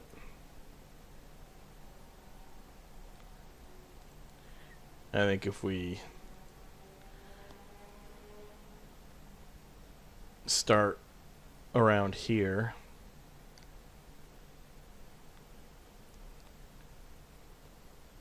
for our final render, you get some cool shots. Something I kind of miss, though, is in our previous example we had the leg kind of showing through. Right now we're not getting that, but let's try frame 55. Let's just see what we're getting. And let's actually save this.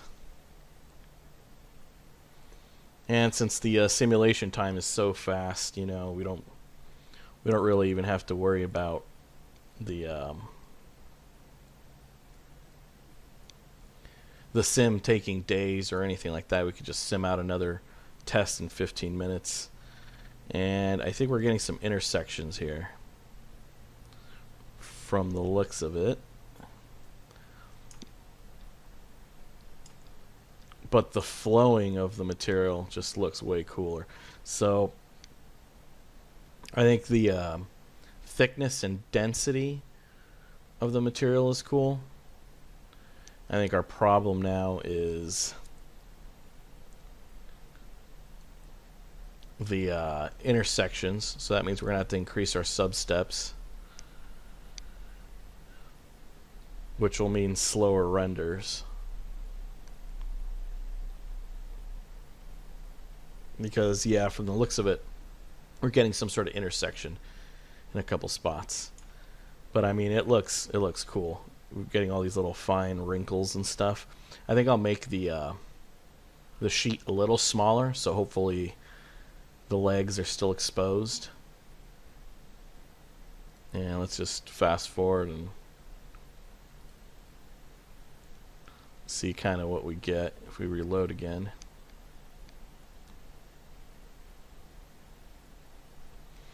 So I think once we fix the intersection problems, we'll have a pretty good render here. And for the material, let's just move on to that. Now that I just so I can go over that real quick. Object inside the cloth.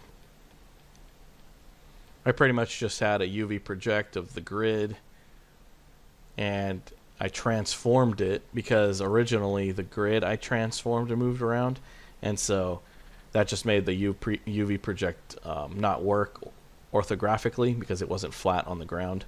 So I just copied the transformations and pasted them into another transform node after the UV. Then we remeshed to 0.02, a little higher quality, dropped some normals, and we simmed it out. And like I said, I think I'm going to make it a little smaller or position it a little differently. And the wind is very strong, so maybe but I kind of like it though because it's giving me these really cool patterns and spots, so we'll see. That's the last thing we need to worry about basically is the simulation. Once we've got our shaders looking good, we could just try different sims, and then the one we're happy with we'll just send out to final render. So let's jump in back into the cloth, and actually let's see what it looks like if we use our transparent material again, just to kind of just experiment and see what happens. Let's drop that in.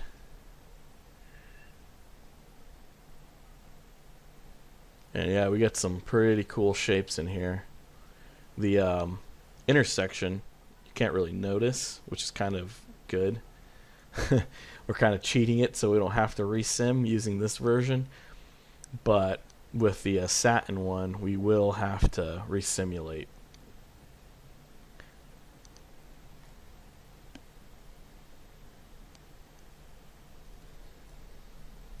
And so yeah, we're getting some cool stuff in here with the transparent material, and I'm sure it'll look pretty neat once we render it out.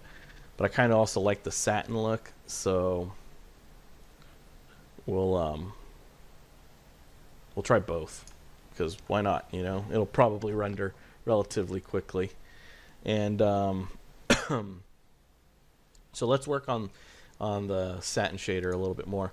So we'll come in here and plug in our normal map now that we've got UVs, and that's actually why earlier our ramp when we had UV mode on was not working, was because we didn't have UVs. So now I thought I had them set up, but I guess I didn't. And we're going to just plug this in here into our bump input. And I'm not entirely sure if it's even visible, or let's reload. Might have to reload to pick up these new nodes plugged in. Oh, there we go. Yeah, so we had to reload. Right now the pattern's huge, so let's actually shrink this down. Let's try 2.5. It's still way too big. Let's move to 4 point, or let's try 5.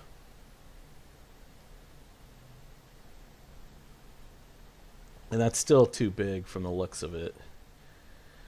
So we'll just go all the way and just try 10. So I want it to be there, but I want it to be subtle.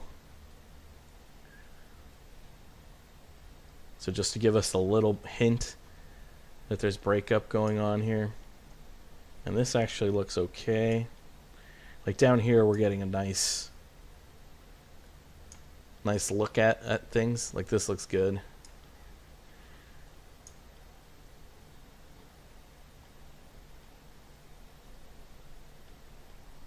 And let's try for the IOR. I think 1.5 will work. I'm not sure if there's like a technical IOR for cloths, so we could try Googling that real quick and see just what comes up. Cloth IOR.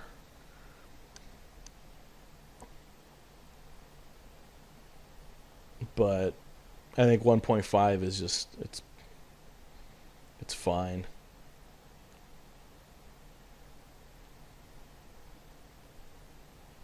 .4. Some people are saying 1.4, 1.2. We could try 1.4. Maybe 1.2.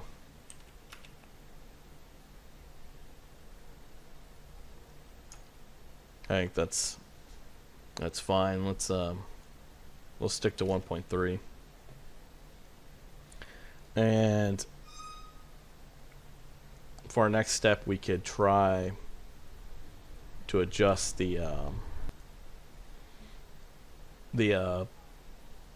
subsurface if we want to get some more glow in here, or we could, for render purposes, backlighting will probably render faster.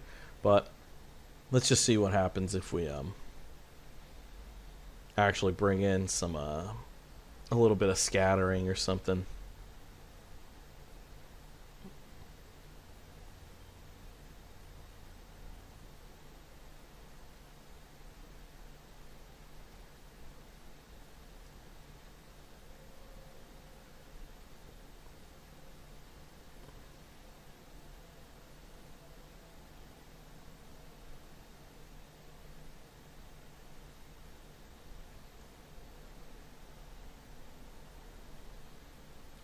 And really, I don't think it's gonna really work too well. Let's try some SSS.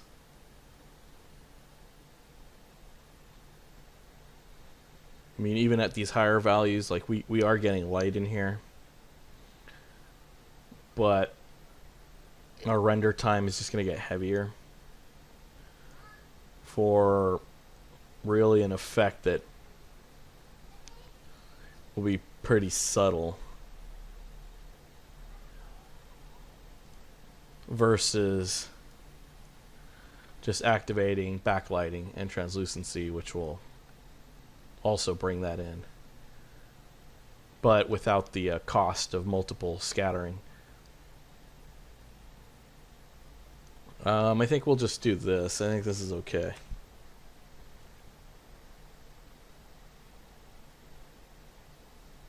And maybe for our highlight Fresnel,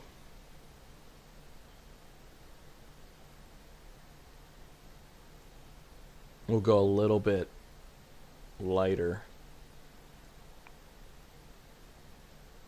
and desaturate it. Well, no, I think actually that's okay.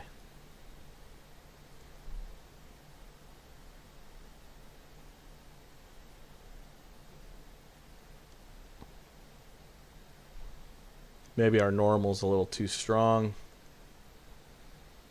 Let's try, I don't know, 0.5.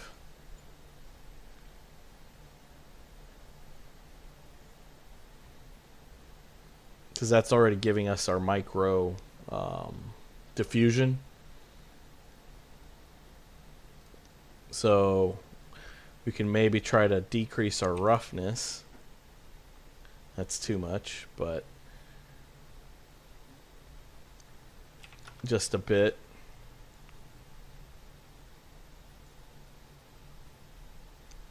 Due to our normal map diffusing our highlights, our specular, a little more than regular. I think 0.5 will be okay.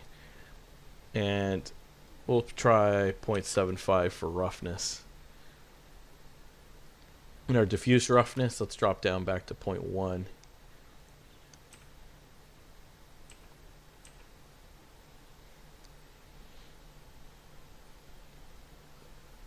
Now, one of the parameters I wish we had that Arnold has is a parameter called sheen. Pretty useful. We don't have that. And so we're kind of faking it with our Fresnel. And we're going to actually use another Fresnel.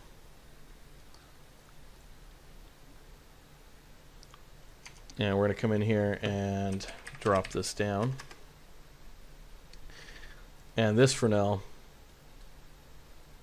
we're going to use on our coating, and I think we'll do this on our coating color. And so if we come up here to our material, we're going to bring back in a coating layer, which is going to make it plasticky on top. And we're actually going to make this a 0.8 roughness, GGX, 0.5 IOR, and for our Fresnel, we're going to see if we could kind of squeeze it in here. And let's actually check out what this Fresnel curve looks like, and disable IOR. So let's plug that in. So we're getting it in some spots. Let's try 1. 1's way too much. 5. Some really small areas. We actually want the opposite of this, so we'll make this white and we'll make this black.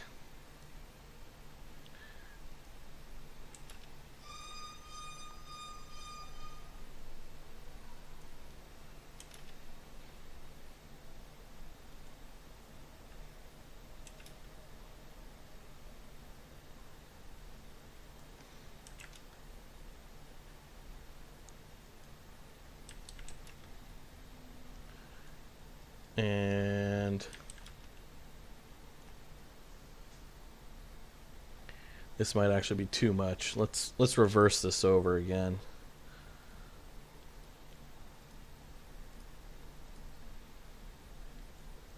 Try 3.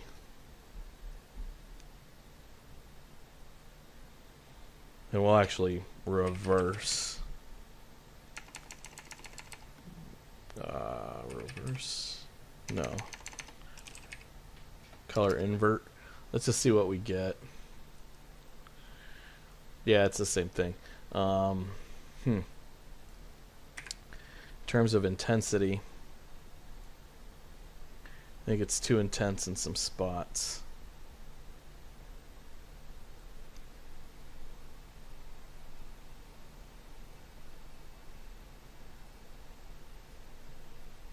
Well, I think that's okay.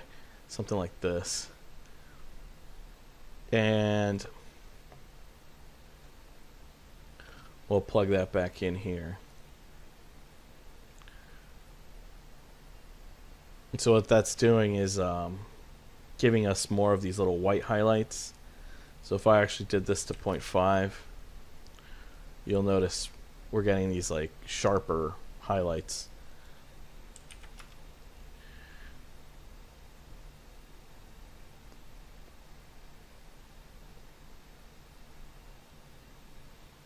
But it might be a little too strong. So if we turn it off, that's off.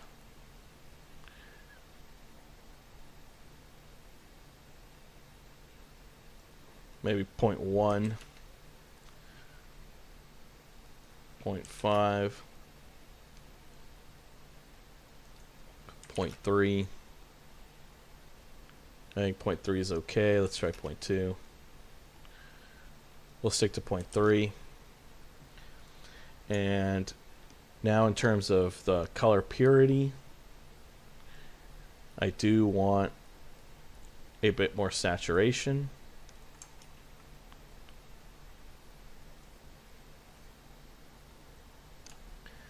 In my red. So we're going to come up here and we're going to just, I think this is already at 1. Just see what happens if we break it and go up to 2. Nothing. Let's see here.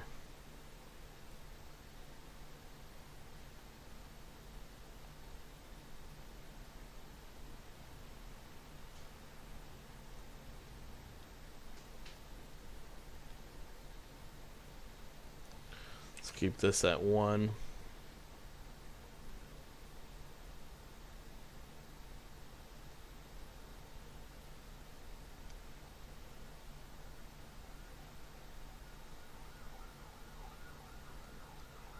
Point 0.8. Could maybe do 0.9.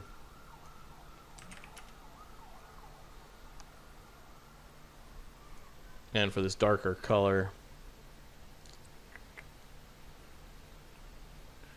can maybe shift it into the blues. Let's just see what happens.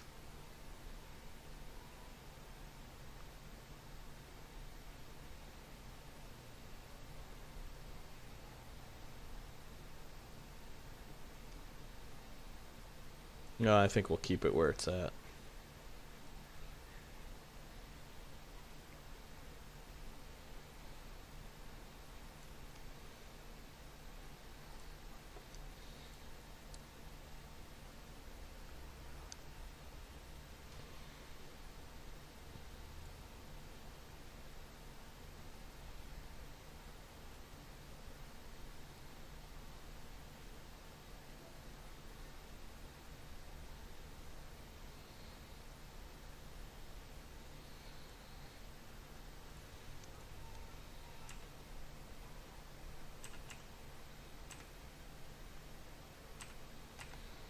And if we actually select our camera,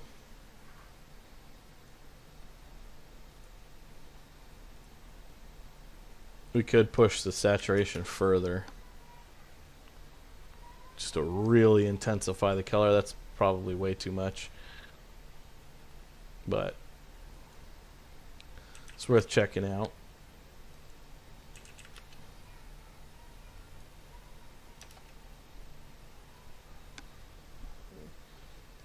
Maybe too much black crush.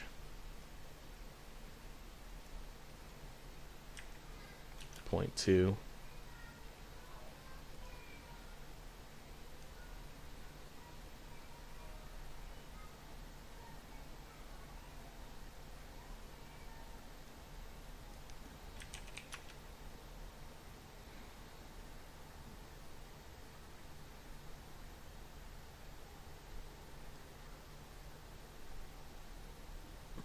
We'll vignette this a little more. Let's check out the overexposure. So if we do highlight compression, I actually like the blown out highlights on this, so let's try 0.9.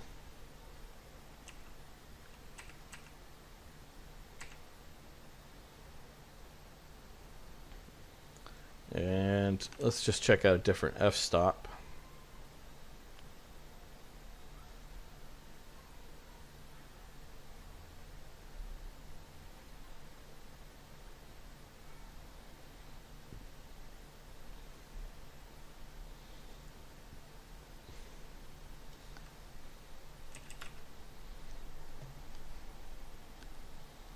I think we could do okay with F11.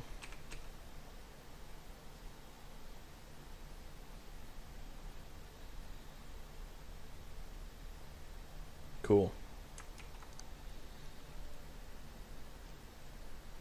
Let's go back to our materials.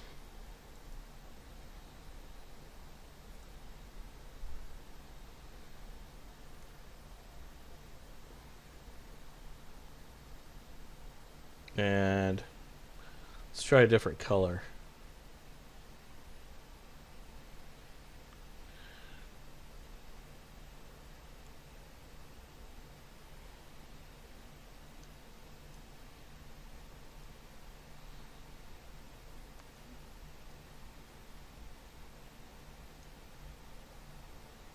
That's way too intense.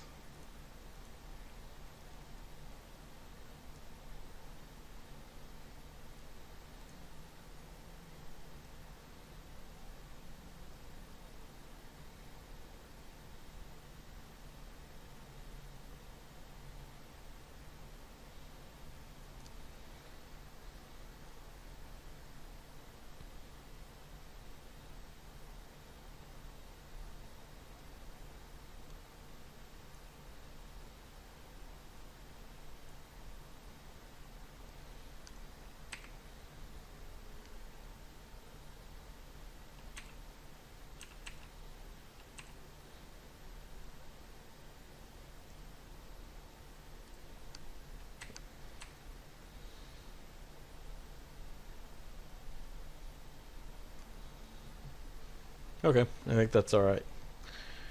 Or maybe I'll actually desaturate this a little bit more. Let's go back to pick our and actually let's drop a bookmark here. Pick our camera node. Let's keep this at, well, let's see what happens if we go lower. Feels a little more cinematic when it's not as saturated. I think 0.9 will be cool. And let's jump back into our materials.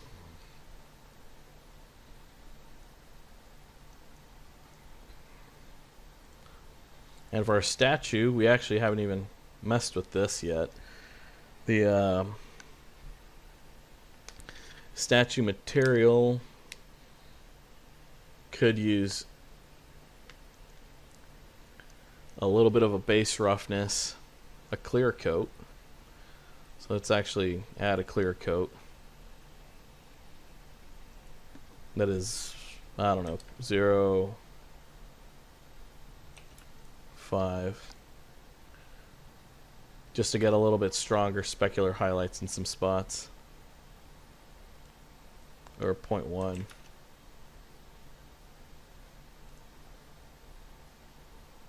And our base coat we can maybe add to 0.2. Maybe actually we'll make this even sharper. 0.1 GGX. And this will just make it feel a little more like a stone.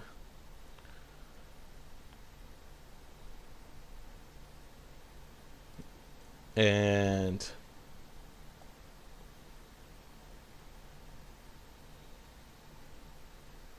we should add a little bit of absorption and subsurface scattering. So if we actually do that, let's try it with this. We'll just increase the weight to 1. That's probably way too much.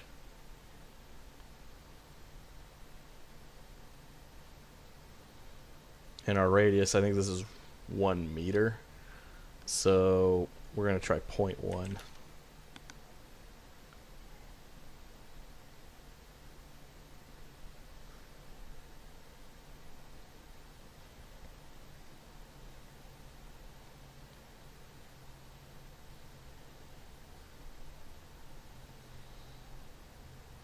And we're going to just start testing it out right here, just to see what we can get.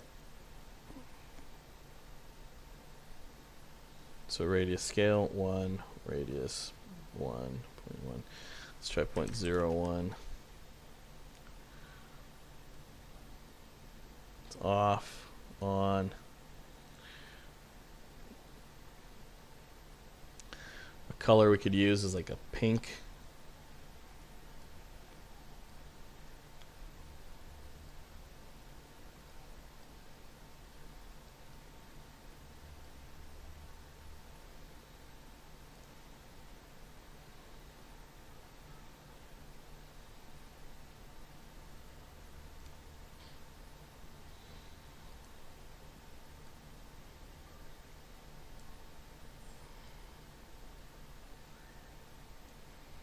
Let's keep this at 1.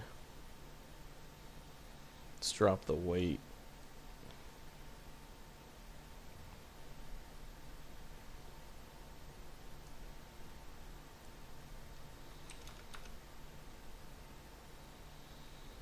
It's too much of a radius.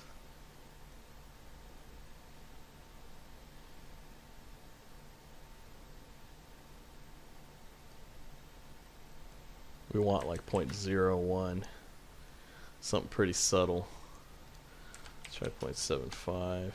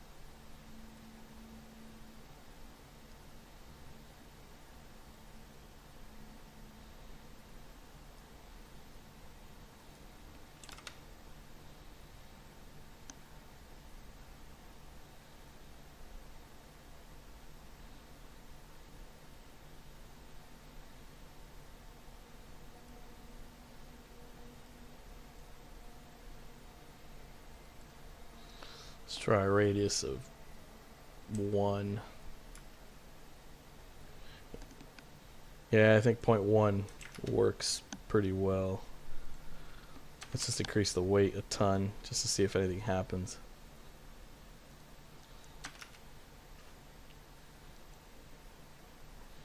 I'm not sure. Seems like it's not influencing it as much as I'd like.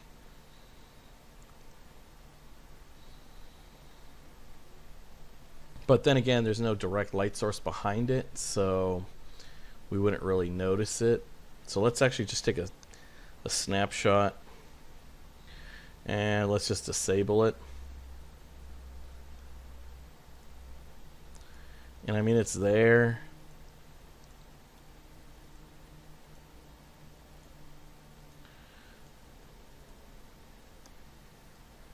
But it's pretty subtle. So let's just keep this 1,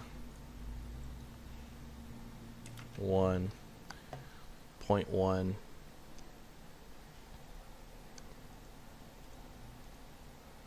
And yeah, I mean, once the radius is toned down,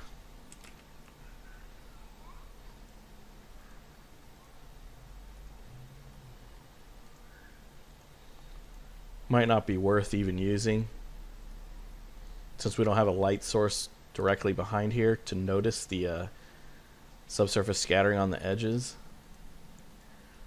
We're going to kind of just add render time really unnecessarily. So I think I'm going to just keep the SSS off. And let's hit full shot.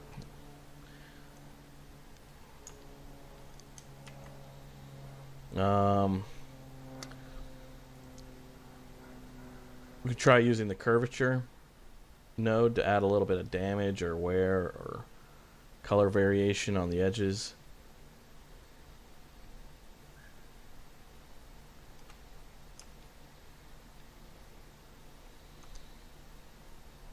And let's see, our roughness is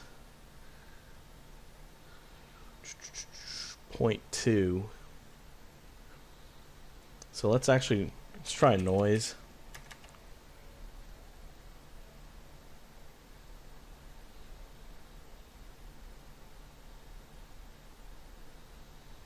And we'll check this out. It's too big.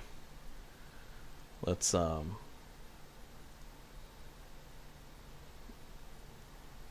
try 25. I think we could work with 25.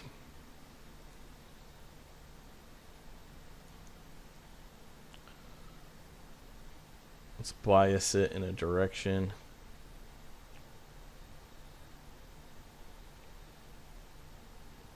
We actually want more of the black. And it's not going to be actually black, it's going to be 0.2.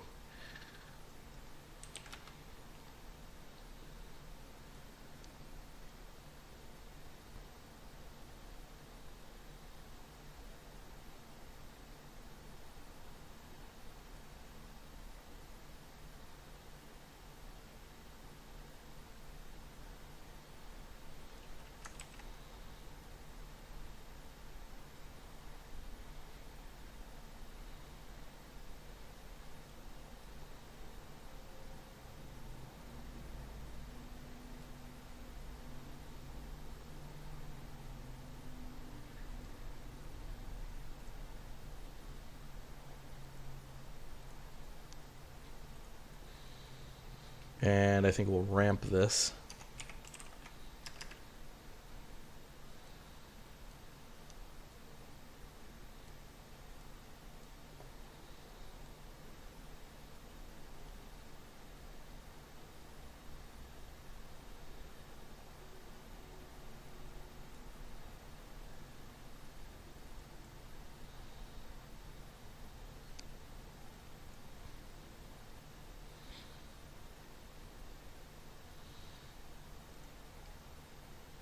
Add a little bit of noise to it.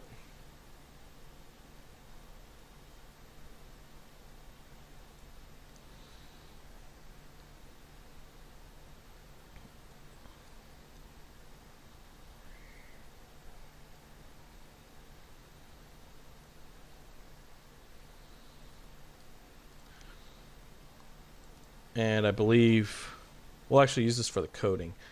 So the coating has a roughness of 0.01, which is basically black. So we'll keep this color 0.01. Oops.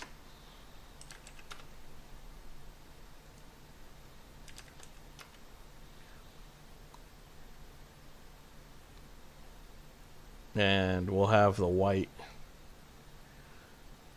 That would be perfectly rough. We don't want perfect rough. We'll do 0.8 or something.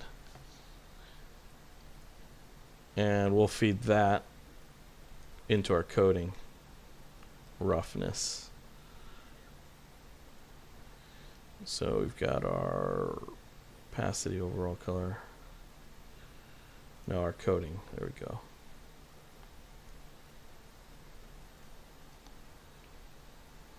And that'll just give us a little variation on where it's specular and where it isn't on our coating layer.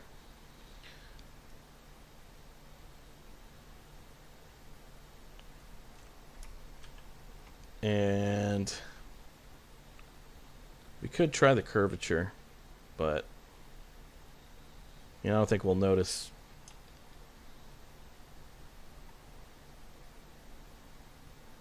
the variation on the roughness.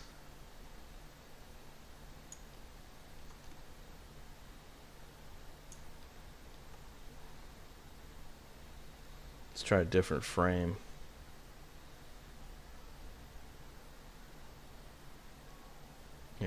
And actually, why is it doing that? There we go.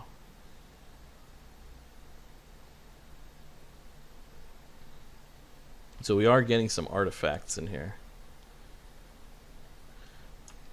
And obviously we're getting the intersection right there.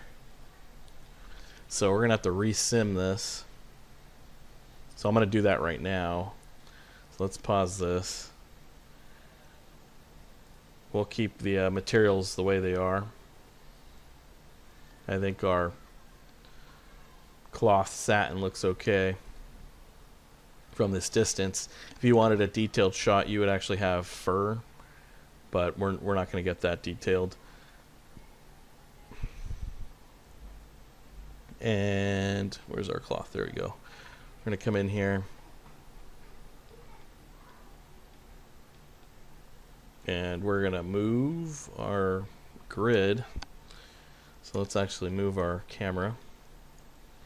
I think we could shrink this a little bit, or maybe if it falls down, make it thinner. I don't know. I'm not entirely sure what we could do with this yet. Let's try 0.75. So it's a little smaller. And maybe we'll rotate it a tad that way. And we'll straighten it out just a little bit.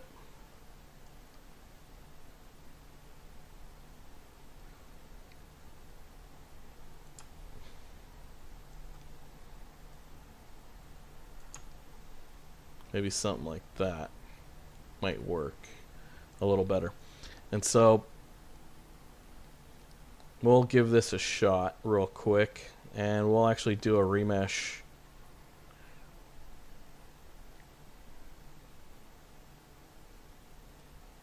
of a higher resolution, 0.05, just so we can see what it looks like. And then if it looks good, so it'll sim out the movement, so that if it doesn't cover the legs or stuff like that, like we didn't want. And if it looks good, we'll just increase the resolution of the mesh, and our vellum solver will add an extra sub-step. So we'll try maybe 3. So let's give that a shot, and I'll be right back after we try to sim this out. So let's save this to disk and see what happens.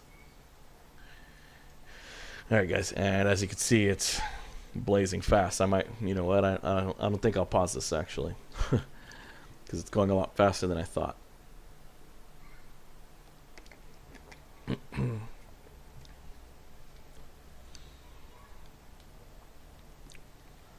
And since the resolution we worked on was lower, because the remesh was 0.05 instead of 0.02 or whatever I had it at, it's just blazing fast. So I think we'll get a good idea right now of if it covers the leg or not.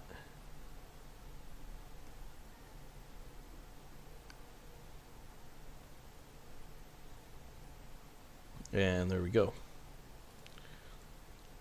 So there we go. This time around, it looks like it did not cover our leg, which is good.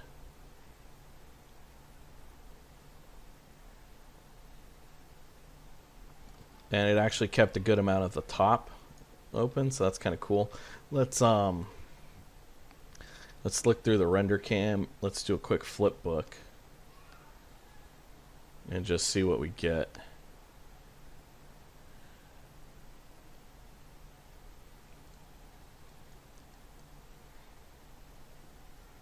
And I don't know why it didn't open up the flip book. Huh. Let's click that again. There we go.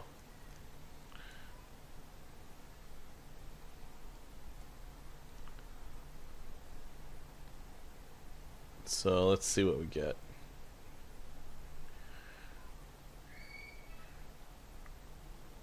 I think this is cool. So we are missing some of the nicer folds we were getting before. So maybe I'll increase the scale just a bit.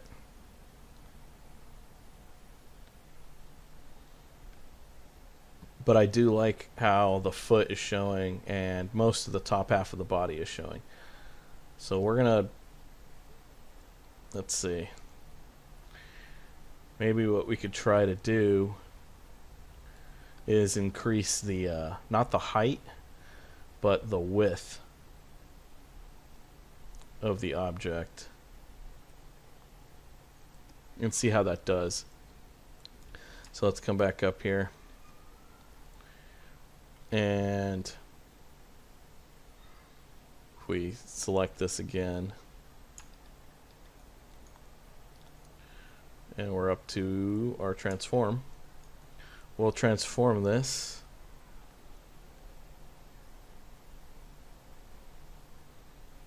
Maybe a little bit on this.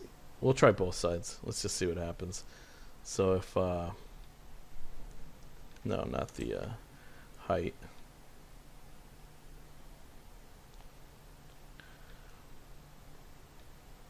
Let's just try 1.5.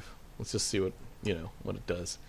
And we'll highlight this again and save to disk.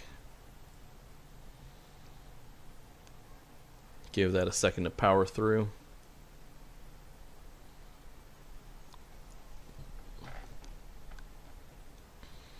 And once we're kind of satisfied with that look,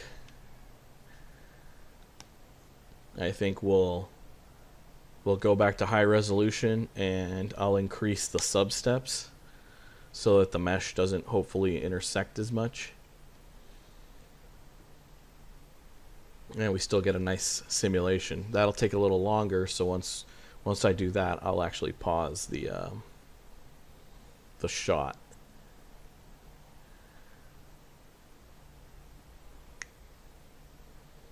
And actually, I should probably set up the camera move also once we're happy with the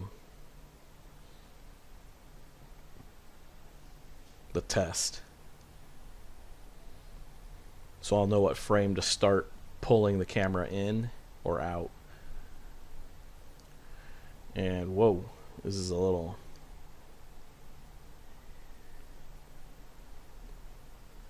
too low. I mean, it's cool too, but as you guys can see, look how fun it is to just be playing around with vellum. I mean, you could really be experimenting.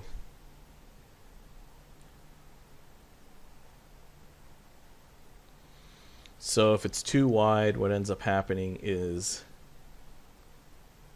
it falls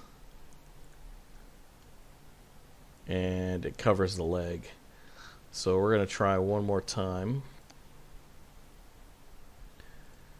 But this time we'll do a 1.3. Hopefully that'll be long enough but narrow enough. And see what happens. We'll give that a few seconds again to cook up. And yeah, it's just I actually like having the foot hanging out for the composition, so that's why I want that element to still show. But I also like that it's long and fluttering around, so it's decisions. But yeah, you could just keep simulating and testing and seeing what works best, and you'll run into endless options. But it's simple, it's fast, and it's fun. So I'm sure a lot of people will have lots of fun with vellum. And some of you guys that are just environment artists and stuff, you might be wondering, like, why would I ever need to know how to do this? Well, this is useful if you need to make flags or banners in your environment shots that are a little closer to the camera. You might want to know how to do this. and this is actually almost there, but still too wide. So let's try 1.2, and let's just see what happens. And like I said, yeah, knowing how to do this will help you for your hero shots, or if you have flags or anything like that in your map paintings or whatever, or if your animations, you'll be able to have little banners in the distance flowing with the wind, and that little subtle movement adds a lot to a shot. It just makes it feel better. So it used to be a little more work, and cloth it's fast in my end stuff, but it's not. This is just way easier and faster to do. I mean, it just simulated, what is this, 80 frames in the time that I've been talking to you guys, so like less than a minute. And but yeah, so that's why I recommend everyone kind of learns this. Even if you're just an environment guy, you'll be able to use this to help add a little more to your environments. And bummer, it looks like the feet just aren't being caught. I could try to maybe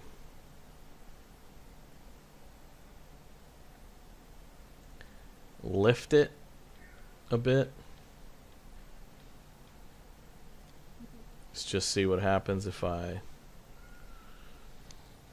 end up just transforming it just a little bit.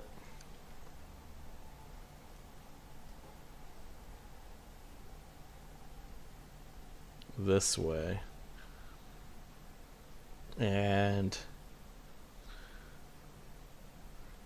let's keep it at 1.5. Let's just do it wide. But we'll lift and see what happens. And yeah, as you guys can see, I could just be here forever trying to adjust this. So I'm going to just pause it, and once we get something satisfying, we'll move on. Hey guys, so here we're back after playing around with the simulation and adjusting the size of the sheet and some of the settings. We've got it down pretty cool looking, so it's got a lot of wrinkles and stuff. We've got some of the head exposed and the legs like I wanted originally, so drops down, and I think from this point, from frame 70-ish, I think I'll render all the way to whatever I feel looks good. And so this gives us some of the fluttering. Now, something I again ran into, even with a level 3 the vellum solver quality, due to how thin the sheet material is, and I ran into a little bit of a couple issues. So if we zoom in here and we just hit render, just so you guys can see what's going on, you'll notice right here we're still getting a little bit of intersection on the knees. And so instead of having to resim this, because I personally like the overall quality, I just decided, you know what, we'll just use a transform node and push the simulation out just a little bit. And so if we do that, yeah, it fixes it, and you really can't notice any difference anywhere else. And actually it's still intersecting right there, so maybe we'll have to try 0.3.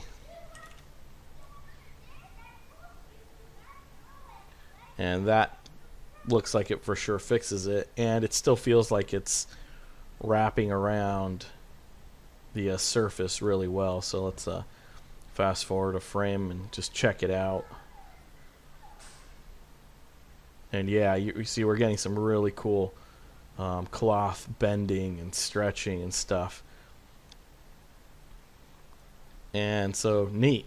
I think what we need to do now is reframe our camera position and keyframe our camera. So I think we're gonna start.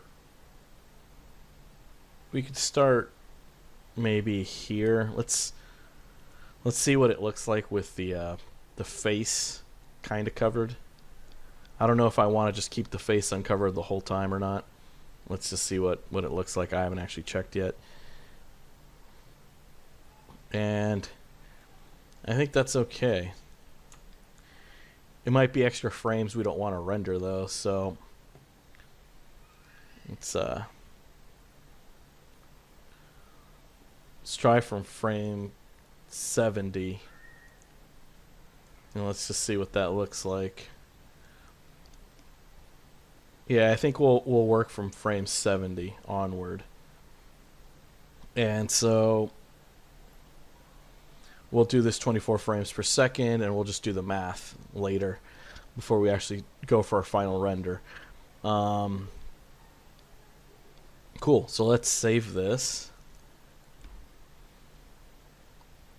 And let's jump back out. And let's actually refocus our camera.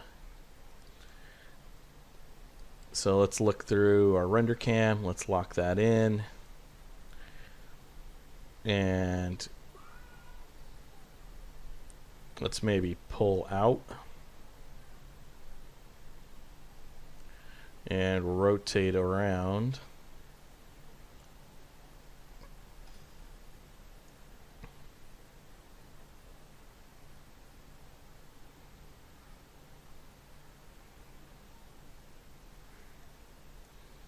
Let's pull out a little more. And let's try to keyframe this position. So we'll keyframe our rotation and our translation at this area here. And I think we'll do a slow pull in. So let's just hit the keyframe button, which is conveniently here, and it looks a little nicer. The whole keyframing system just looks better now in Houdini 17. I really appreciate that they worked on this, because that's something I actually really liked about Maya, their keyframing animation system. And I think for our final frame, we'll pull in maybe something like this. And we'll keyframe that. So then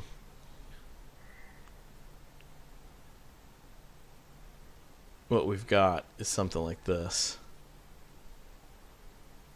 And that might actually be too fast.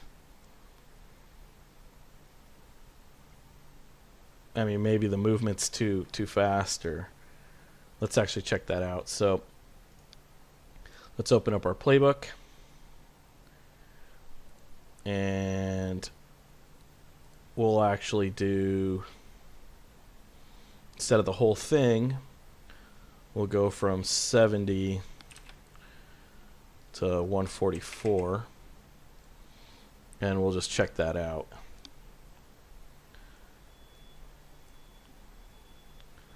Since those are the frames we're working on.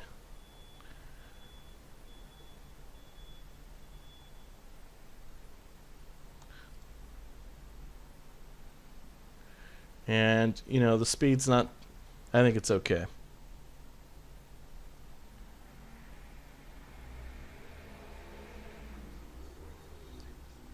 Might be a little too fast, but we'll check that out. And I also need to make sure that our ground, our displacement, since it's moving, it can't be screen space adaptive.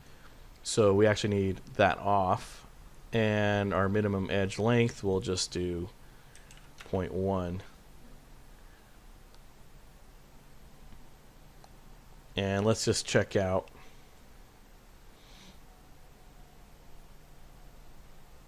what our frame 1 looks like, so we can just see the composition.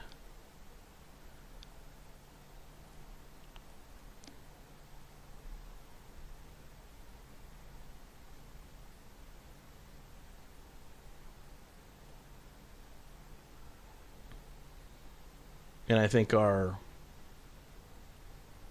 displacement needs to definitely increase quite a bit. So let's try 0, 1.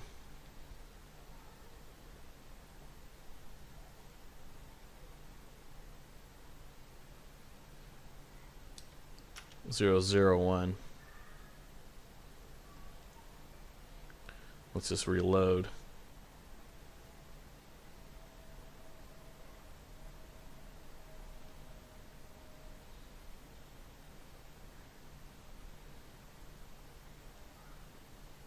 We might actually have to go even smaller than that.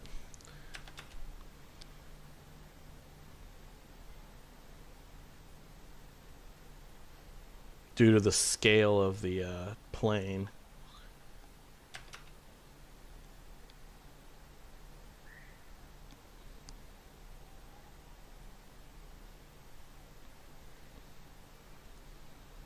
And let's tessellate further for 7 maximum subdivisions. That might actually be too many. Oh no, it looks okay.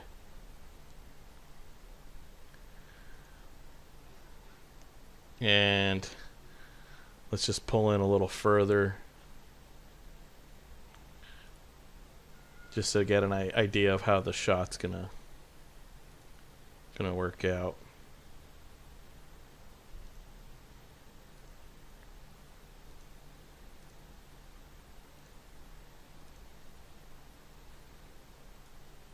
And the cape isn't moving, obviously, because you have to reload. But or the sheet, the cloth.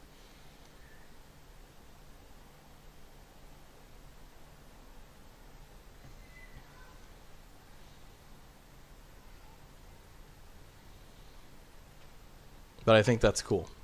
I think from this angle it might actually work a little better. So we're going to try this out and render this out. I think a good resolution, I guess, will be, we could test this size. We don't have to go full res since this is a square. And I think our settings are okay. We could actually check this out with the clear plastic look too in a little bit. But let's turn back on motion blur and just see what we get, because the camera's now also moving. So we're going to get motion blur from the camera moving forward and the movement of the cloth.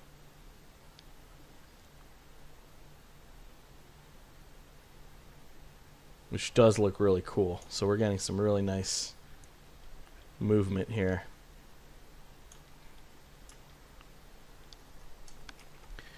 Nice, nice. Let's give it one last look with the transparent material, and maybe I could throw in an iridescent reflection color, which would be kind of cool.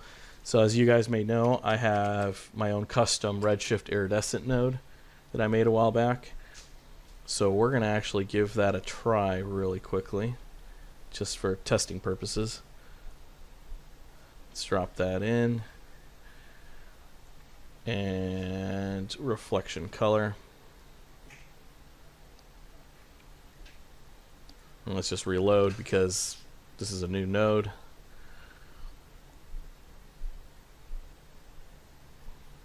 And I'll include this for you guys in the files just so you guys can have it. I posted it earlier in my Patreon. It's somewhere posted around there, but I'll just include it in the files anyways, just so you guys can have it. Works in the latest version of Redshift and Houdini, works fine. And so yeah, let's make some rainbows in here, some weird colors. Let's drop some IOR.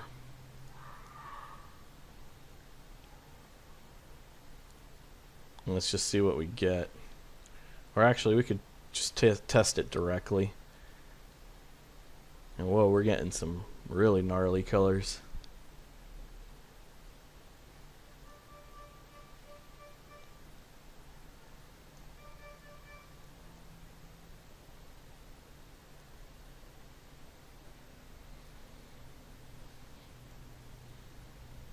Well, these are really cool.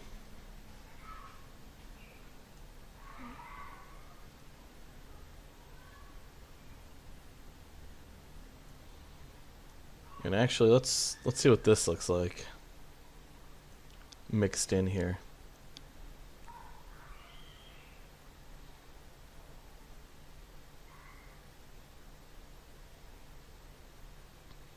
It's probably going to just make it look like saran wrap or something. Like we've got different colors. Plus we have the dispersion going on down here. And that's actually kind of neat too. So maybe I'll end up making multiple renders, one with the satin and one with this material, just because why not, right? In terms of samples, let's increase our samples for the satin. So let's go for 512 on a reflection. That should be fine.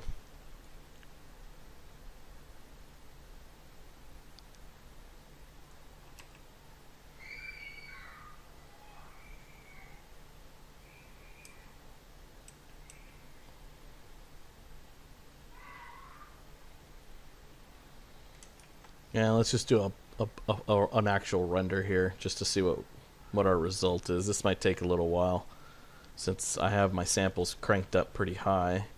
But while that's kind of rendering, let me I guess wrap this up, prepare a final render. In the output, our IPR render is 2/3. In our main, we have it at half. Let's actually go with 2/3, I guess. I think this size is okay. We could go a little bigger, but I think this is fine for testing. And I think our blur settings are okay. Everything else seems okay. We could add AOVs. Right now I do have some to just check out where and actually we don't need caustics since I'm not using them anymore. And I did have AOVs to set to check out where the noise is. It's like our specular's pretty noisy. A reflection. GI's okay. Refraction's a little noisy.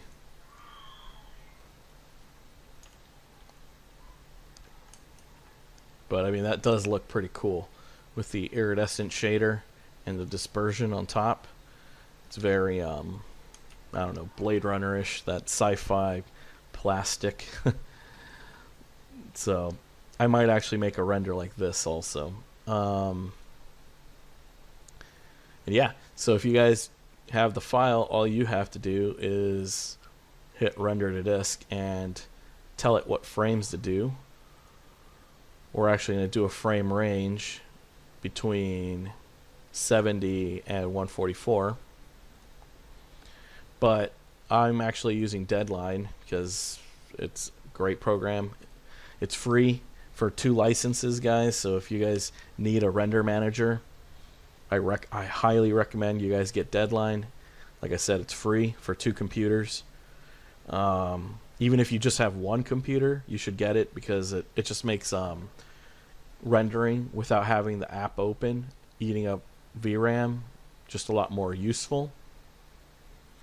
And it's still not officially supported in Houdini 17, but the Deadline forums have like a way to kind of edit the installation and make it work. So I'm not going to go over that because it's pretty confusing and I barely got it working. But once Deadline gets updated, I highly recommend you guys get it and use it with Houdini. And it's really convenient. All you have to do is, there's two ways to use it. You could either come up here, go to render, and submit to Deadline, or you can be in your ROP menu and you start typing dead and you get Deadline, and you just drop down the Deadline ROP and you connect it to the ROP output, which is this, and you're pretty much good to go. You could ask to render a frame range. You could split it per GPU. I'm just not even going to bother. The defaults work pretty much, they work. And GPU affinity, this is how, if you want to split it per concurrent tasks or multiple frames. And so if you have let's just say you have 4 GPUs, you can have 4 concurrent tasks and 1 frame per task, or you can have 1 concurrent task, 4 frames, and what will happen is it'll split it out. Now if you want to control exactly which GPU gets used, that's what GPU affinity's for.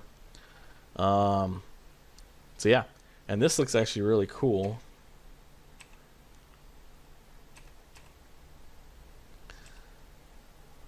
So I don't know. I think I'm gonna have to simulate, or not simulate, render both. I really like this transparent look to it, and the iridescent node that I have, made it look a lot cooler. So, but yeah, I'm gonna save these out, and I'm gonna fire off a Deadline render, and we'll start out with the iridescent look. And I'm going to only do, and actually I should probably have done the math so I know how many seconds that is. Let's pull up a calculator. Let's see here. If it's 144 minus 74 divided by 24. So we're at 3 seconds basically, which I think is fine. We could actually remove a few frames, but I'm not going to bother because I might want to trim the first or last few frames, so we'll just keep those in. And yeah, let's save a still. Let's actually save a still of this and the other one, and then we'll submit this to Deadline by hitting submit. Or actually, we could submit it right now, and we just don't have to start it. So I'm going to submit the job as suspended, which means it'll submit the job, but it's not going to render. So if I save this, and I click submit to Deadline, it's actually going to submit all my frames, but I'm going to just delete them from Deadline, so I don't have to deal with it here. And give that a second.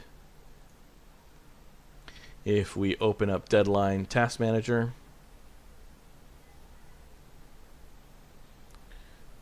and wait a bit, here it is.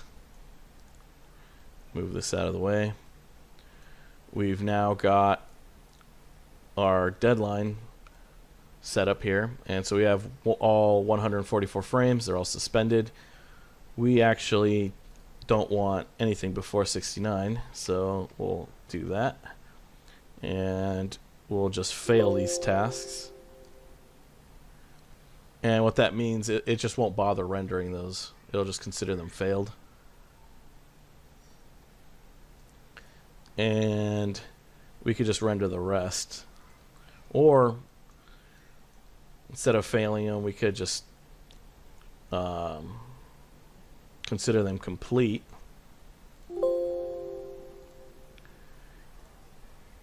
And have these on queue ready to go. So if I select these out, right click, and I resume them, Deadline will automatically start rendering all these frames, and I can close Houdini and be good to go. But so yeah, that's what we're going to do. And I'm actually going to save this and render the satin material. And you can actually chain up multiple ROPs in Deadline. So if I wanted to render both different take using the plastic and the satin, we could do that. But I'm going to just let this render overnight and see what happens. So yeah, and I'll be back once we're done rendering this and see what happens. All right, guys? All right, pausing this again.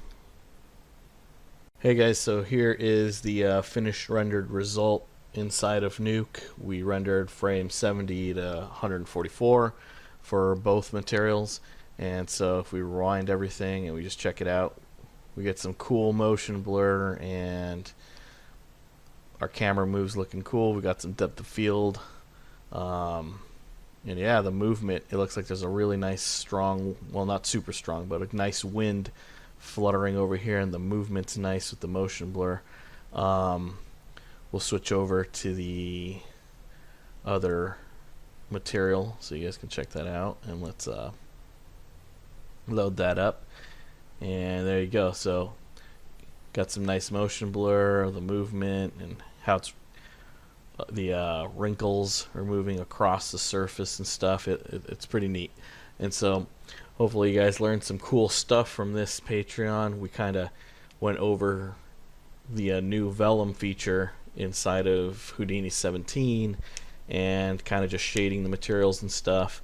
And we also went over just animating the shot and, you know, getting some volumetric lighting and stuff going on. So it's just a quick little project to explore the new vellum features in Houdini. So yeah, thanks again, guys, for everybody that's supporting my Patreon. We'll be doing other stuff. Like I said, if you're an environment artist, this will come in handy if you need to make flags or banners or anything like that. And I think next time we'll explore possibly the new scatter system, the new height field scatter, or we'll check out some of the other stuff. Redshift recently added support for color and volumes, and by color I mean like the CD color attribute, so that's actually really powerful too. So I don't know exactly what we might cover just yet, and eventually we'll also make another longer multi-part environment tutorial every once in a while. So we'll be taking a break from that since we just finished the 3-part series on that. And so yeah, thanks again, and hope you guys learned something cool.